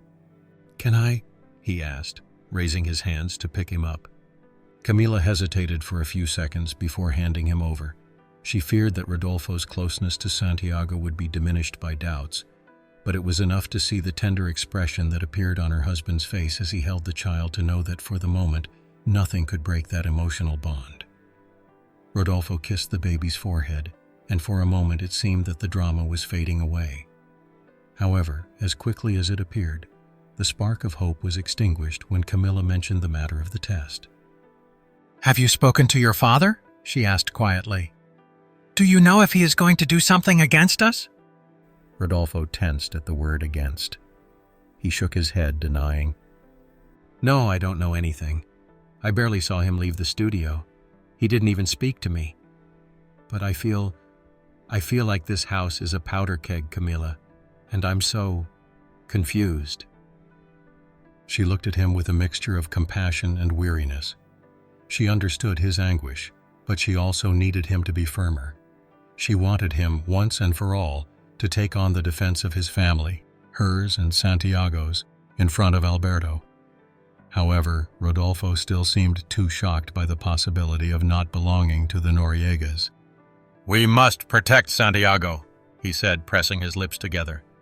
"I fear that your father will expel us, or, worse yet, take it out on us." Rodolfo looked at her, and the gleam in his eyes showed that he shared that fear.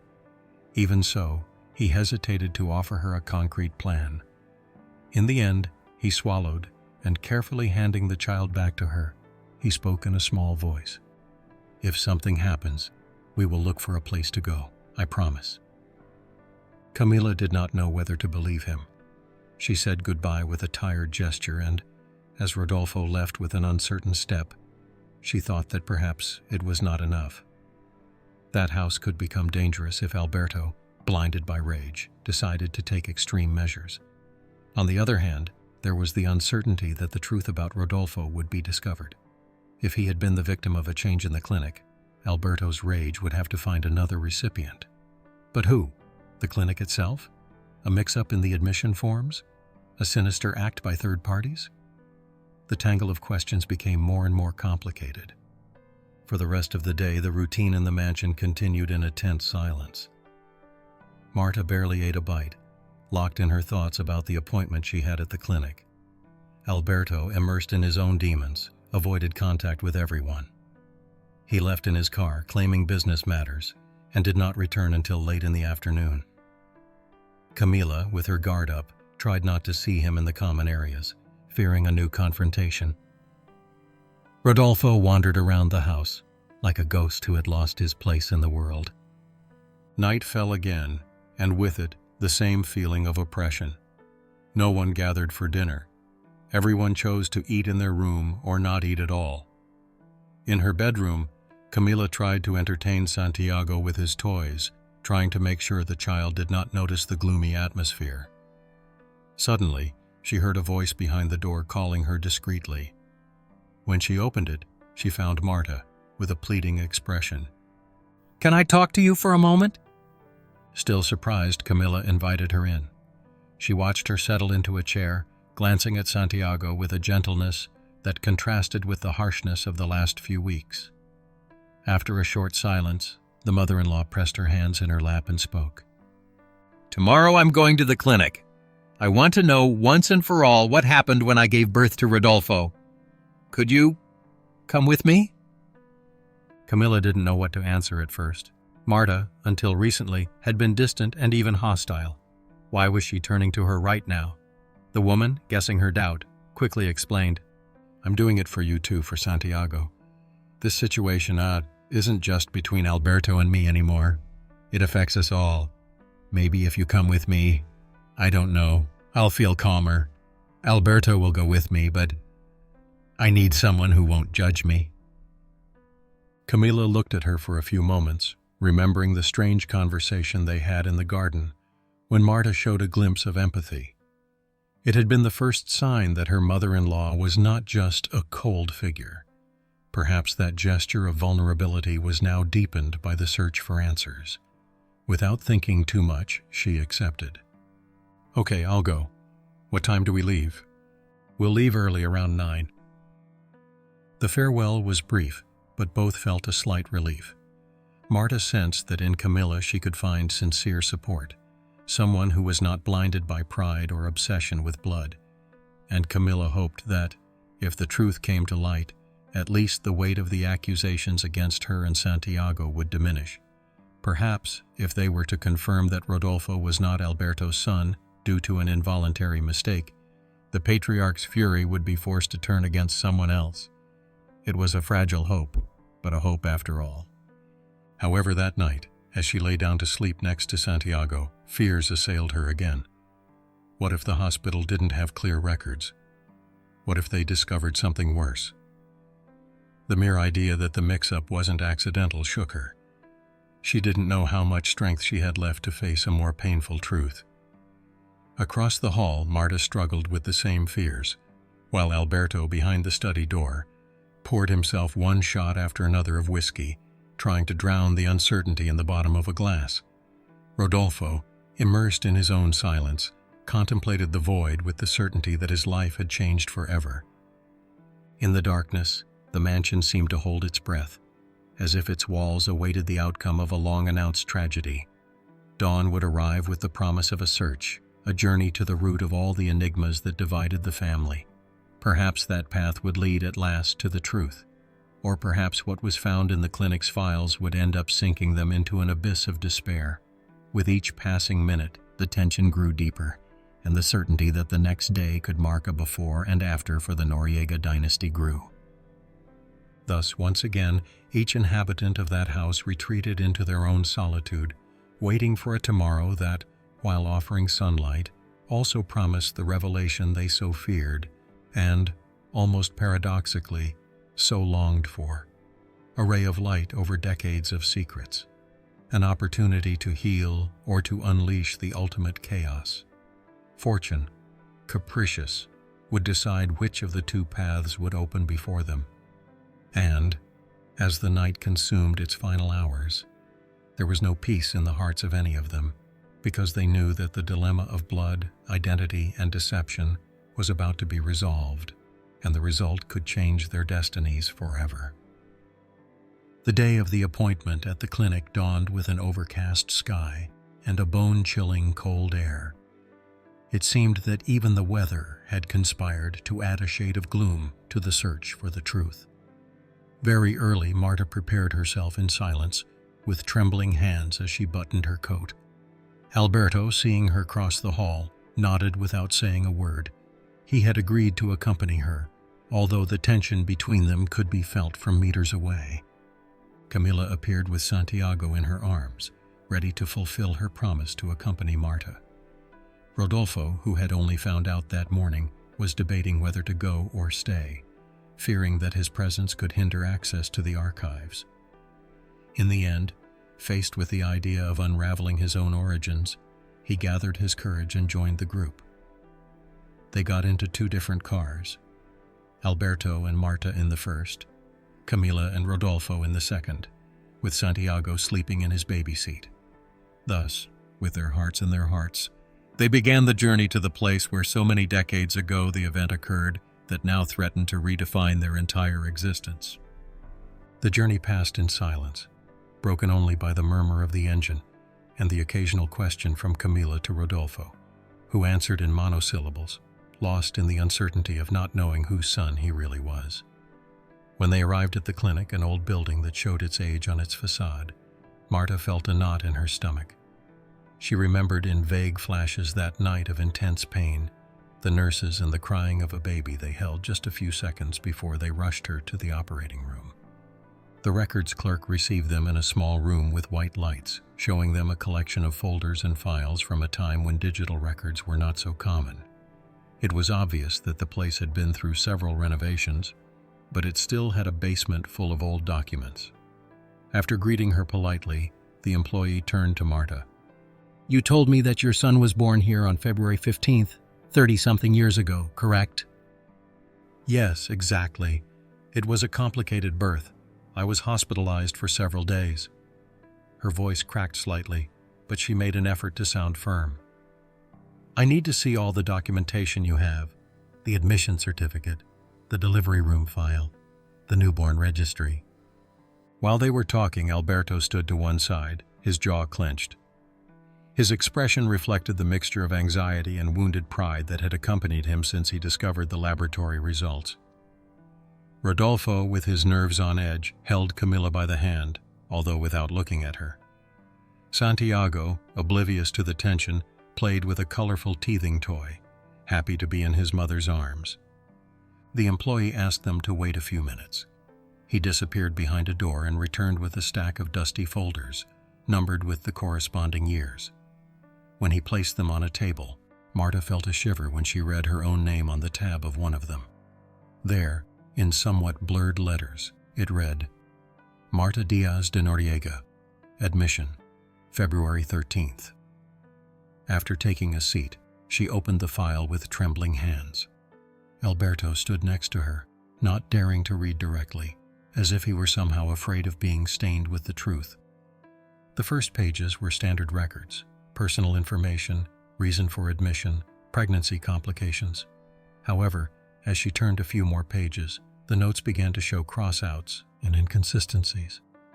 Marta frowned, realizing that the file number seemed to be duplicated on one of the pages, and that there was a second reference to a male baby with a different last name. "What does this mean?" she asked, pointing to the confused lines. The employee leaned over to look. He frowned and then apologized.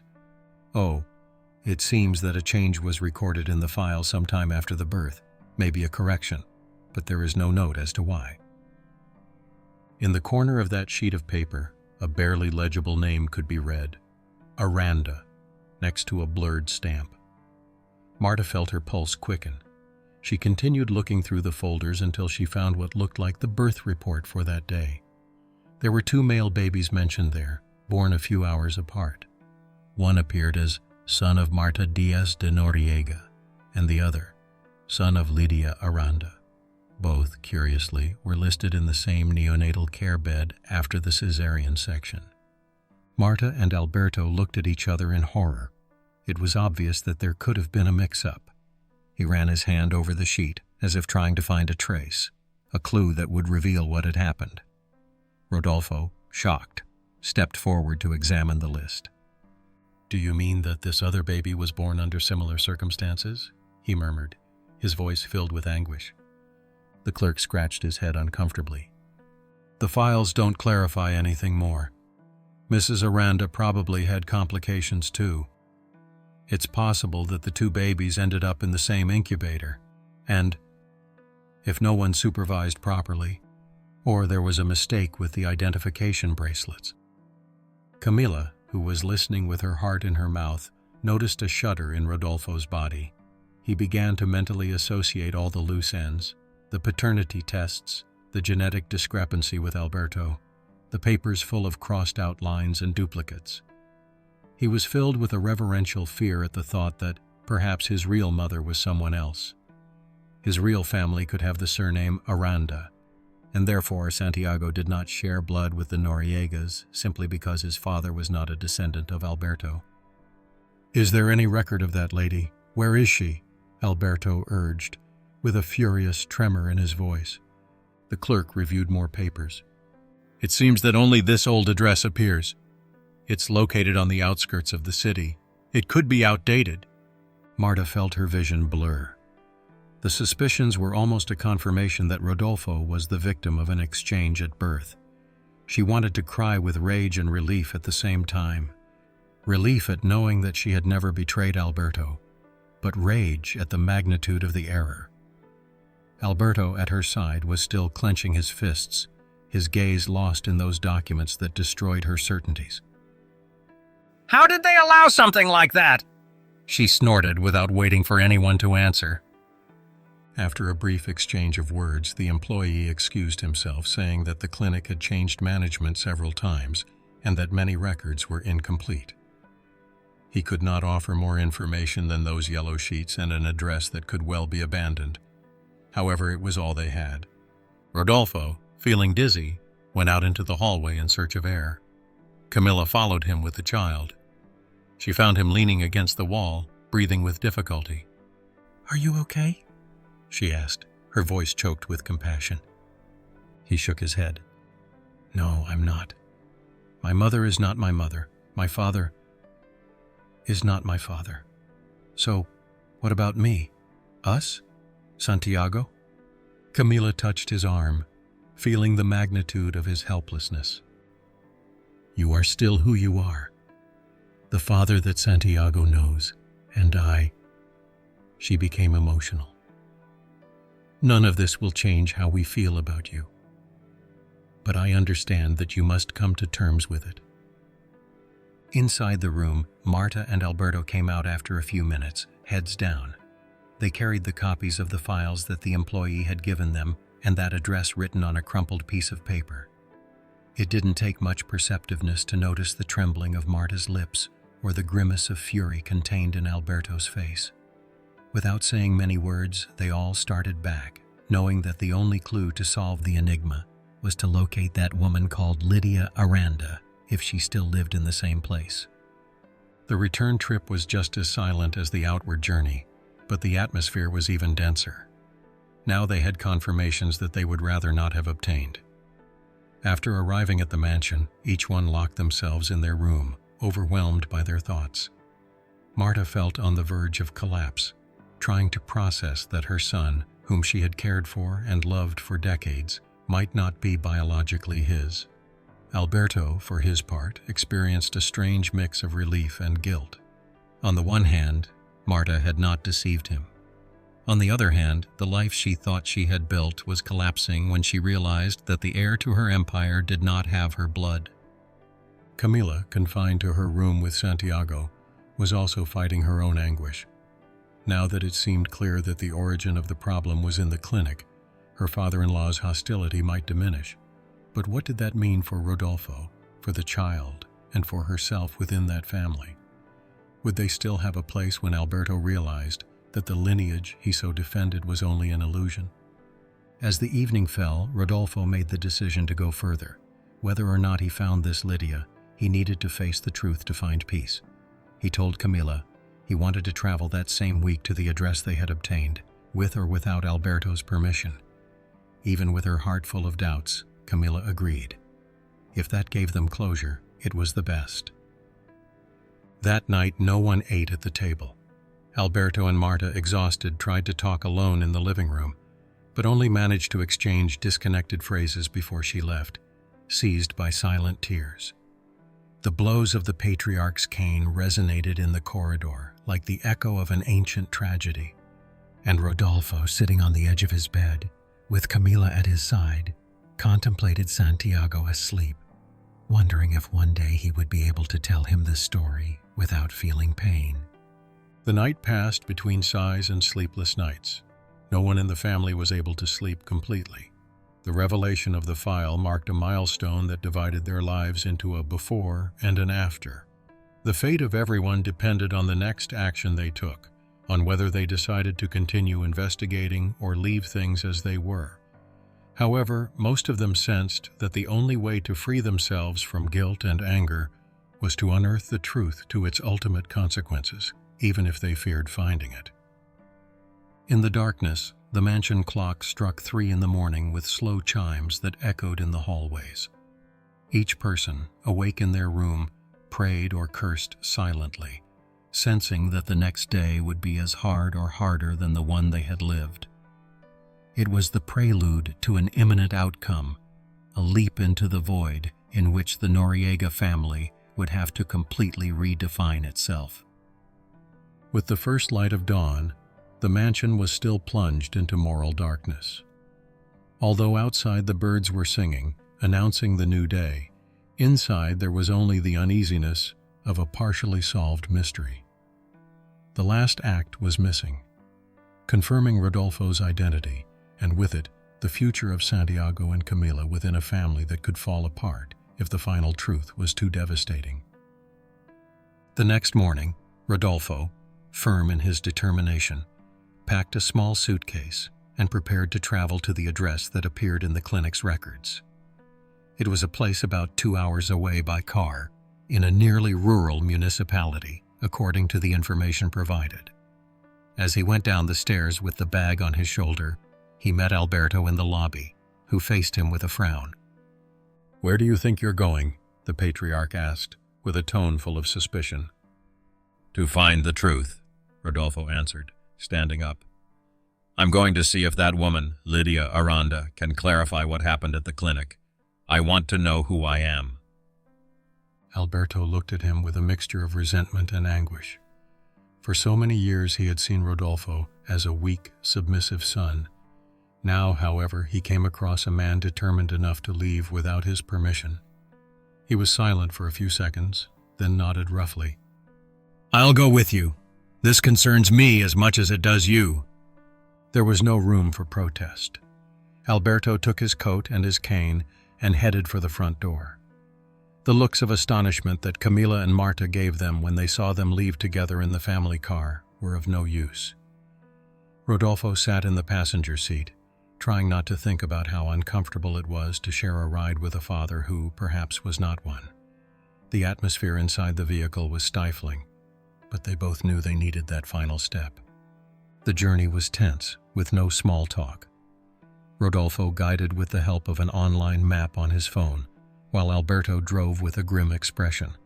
The road took them through rural lands, fields dotted with crops and scattered houses. After almost 2 hours of silence, they arrived at the address. A humble adobe house with a tile roof, surrounded by an old wooden fence. As he got out, Rodolfo felt his heart pound in his chest. Alberto looked at the place in disbelief. Rodolfo's supposed biological mother, if she existed, lived in conditions so different from the opulence of the Noriegas that the mere thought of it overwhelmed him. They knocked on the door with their knuckles. After a short while, a middle-aged woman appeared. Her hair was tied back and her features were marked by hard work and the worries of rural life. Her expression turned suspicious when she saw 2 strangers dressed in elegant clothes.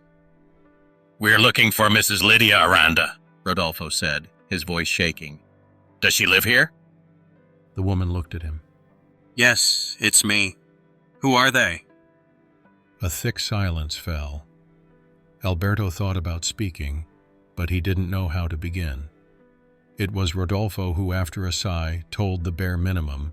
He explained that he had been born on the same day and year as the ones in the clinic's records, and that, according to the documentation, there was a possibility that they had been exchanged at the hospital. Upon hearing those words, the woman turned pale. She put her hand to her mouth, holding back an exclamation of astonishment or terror. She opened the door all the way and invited them into a modest room with simple furniture and a polished cement floor. She offered them a seat and poured herself a glass of water to try to calm herself. "My God," she muttered, "for years I've had doubts about my son.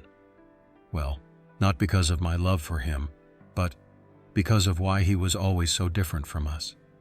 His character, his features." She looked at Rodolfo with wide eyes. "His name is Ezequiel. He was born the same night in that clinic.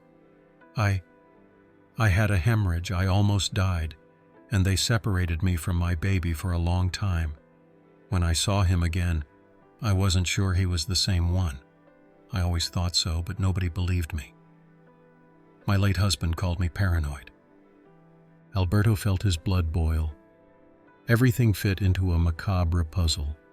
Mrs. Aranda lost the opportunity to recognize her baby in the midst of the confusion, and Marta, sedated after giving birth, couldn't confirm it either. A mistake, or perhaps negligence, had led them to exchange children. "Is he here?" Rodolfo asked, with a tremor in his voice. "Can I see him?" The woman sighed, tears welling up in her eyes. "He went to the capital a few months ago to look for work, but..." He stood up and went to a display case from where he took out a photograph. "Here he is, at the last family reunion." Rodolfo and Alberto looked at the picture. A young man in his 30s, with features somewhat similar to Marta's, surprisingly. He had dark hair, slightly lighter skin than that of his supposed peasant family. Looking closely, one could distinguish in his bearing a certain air of haughtiness or confidence that reminded one of Alberto himself. Rodolfo felt a chill. This man could be the true son of the patriarch. "We could do another DNA test with Ezequiel." Alberto's voice came out hoarse, as if he were proposing a deal with fate. "If that confirms all this, there will be no doubt." Lydia Aranda ran her hands over her face, overwhelmed. She was not a well-off woman, nor had she had easy times in life. Now she was faced with the possibility that her real son was a rich man who had grown up in one of the most luxurious mansions in the region. Even so, it was clear that a whirlwind of emotions was boiling inside her. She could finally confirm the secret that had tormented her for decades. I don't know what to tell you," was all she managed to say with uncontrollable tears. An uncomfortable silence settled in for a few minutes. Finally, Rodolfo stood up and held out his hand to the woman, trying to comfort her. "No one is to blame for what happened, but we need to know for sure. If you let us, when Ezequiel returns, we will do the test." She nodded, moved. Alberto, who remained with his gaze fixed on the floor, intervened in a low tone. "This won't change the love I have felt for Rodolfo." It was difficult for him to say his name without choking, but he did. "But at least there will be no more doubts and lies."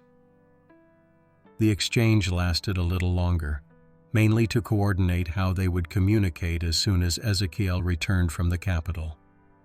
When they said goodbye, Mrs. Lydia took Rodolfo's hand and squeezed it with the same devotion of a mother who suddenly sees the ghost of the son she could have had. Rodolfo, for his part, felt something like a heartbreak.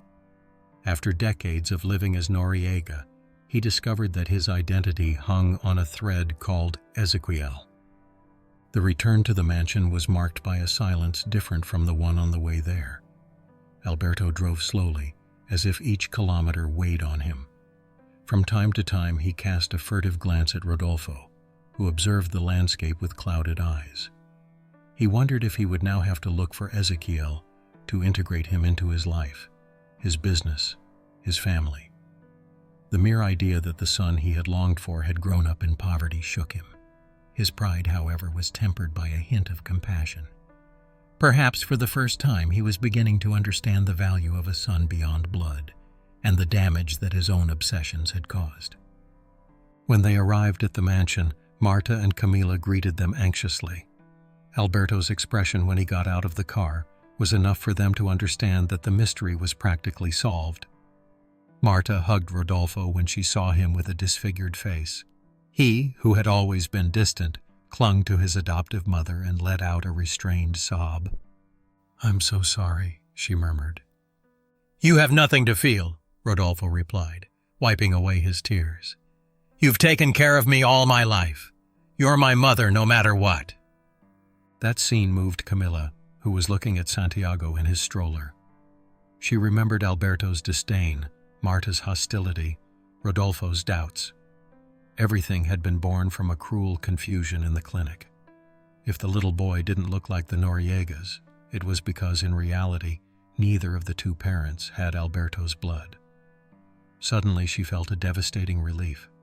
No one could blame her again for deceiving Rodolfo. The real farce had been woven by fate many years before. Marta looked at Alberto, who remained in the background. Something in his gaze begged her for a reconciliation, a gesture of tenderness. He, unable to sustain this encounter, took a breath and addressed Camila in a tone less harsh than usual. "I don't expect you to forgive me for what I did, but—" He stopped the sentence, swallowing saliva. "Now I understand everything. You never lied. Forgive me for having made your life impossible." Camila, with a broken voice, nodded without being able to articulate words. She thought of all the contempt she had endured, the humiliations, the nights crying. It was not easy to forgive, but at least he had recognized her as a victim and not as a culprit. Meanwhile, Santiago, oblivious to the intensity of the moment, was shaking in the stroller, demanding his mother's attention. The patriarch looked at the baby with a mixture of pain and tenderness. He was innocent of everything. A grandson who was not his grandson, just as Rodolfo was not his son. But at that moment, something cracked in Alberto's shell. He leaned down slowly, leaning on his cane, and stroked the boy's cheek with an unusually gentle gesture. The little boy giggled, delighted by the attention. No one spoke, but in that silence floated the possibility of a new beginning. If Ezequiel appeared and confirmed what everyone suspected, perhaps the Noriega family would have to reconfigure itself. Perhaps Alberto, accustomed to imposing rulings, would find it necessary to come to an agreement with Rodolfo and Camila, recognizing that affection and loyalty surpassed genetics. It was a process that would take time, and the old man sensed it. However, for the first time, he did not have the cold gaze of an inflexible judge, but that of a man who glimpses tragedy and also hope. From that day on, things began to move differently in the mansion. Marta and Alberto decided to seek psychological support to handle the shock. A tentative date was set to travel to the city where Ezequiel lived, with the intention of contacting him. Rodolfo and Camilla talked at length, and although the wounds would not heal in the blink of an eye, the bond between them was strengthened by removing the shadow of mistrust. A few weeks later, Ezequiel arrived in the town after his mother called, shocked by the news that he might not be her real son. With astonishment and nervousness, he agreed to undergo a DNA test with Alberto. The wait for the results was brief but revealing. The test confirmed that Ezequiel and Alberto shared the genetic markers of an indisputable father and son. Thus, the story was sealed. During an emotional meeting, Ezequiel burst into the mansion timidly, looking around as if he were stepping into another world. Marta hugged him with uncontrollable tears. He was the son she gave birth to, whom she never really got to hold. Alberto looked at him with his usual seriousness, but with a hidden warmth that emerged in the way he extended his hand. Rodolfo, for his part, greeted his brother with a bittersweet feeling of knowing that they shared a strange bond. One of them had the other's origin, and vice versa. The process was not easy. Ezequiel felt overwhelmed, and Alberto had to take a step back from his authoritarian pretensions, realizing that he could not claim a man who had already made his own life. As for Rodolfo, he continued living in the mansion with Camila and Santiago, with the renewed support of a father who was no longer a father by blood, but by upbringing and affection. Little Santiago, in the end, turned out to be the hinge that united everyone, teaching them that, above the ties of DNA, there was the family that is chosen and built day by day. Over time, the dinners at the mansion became less tense. Don Alberto, although he did not completely abandon his firm character, began to show greater closeness to Rodolfo and Camila. For her part, Marta regained her serenity upon knowing that she was freed from the accusation of infidelity. The great discovery shook the foundations of the family, yes, but it also opened the door to a much more sincere reconciliation than the one they had known. The house, previously marked by oppressive silence, was filled with the occasional bustle of visitors. Ezequiel went from time to time to meet his biological parents and his circumstantial brother. He discovered affinities that he did not expect, and although it was difficult for him to adapt to the new role, he found in Marta a late but genuine affection. Rodolfo, with Camila's support, dared to broaden his horizons. He stopped working passively in the company and looked for a project of his own, with the blessing, at last, of an Alberto who was learning to let go of control. As for Santiago, he always kept the pure and innocent smile of a beloved child. Every day he looked more like his mother, and in his first babblings the light of a future without the chain of resentments that had previously threatened him was already reflected. In the end, the Noriega family turned out to be a tree with unexpected roots. Rodolfo's identity as an adopted son, Ezequiel's confirmation as the true heir, and Camila's strength as a daughter-in-law defending her son from injustice came together in a single lesson. Blood does not always define ties, but love and the constancy of being present. In this way, that hidden paternity test, which Alberto ordered to unmask Camila, ended up revealing the biggest secret of all. And instead of sinking them, it allowed each member of the family to overcome their guilt and resentment to embrace an unusual but liberating truth. Thus, in a paradoxical twist of fate, little Santiago, who had been so judged, became the symbol of the union that, despite the errors, emerged from the ashes of the Noriegas.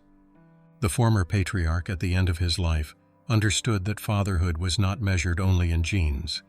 That affection, respect, and shared upbringing could be more powerful than any genetic inheritance. And there, in the great hall of the mansion, between incipient laughter and renewed conversations, the family continued on its way, not without difficulties, but with the hope that from the chaos, the opportunity for a more sincere and authentic love had been born.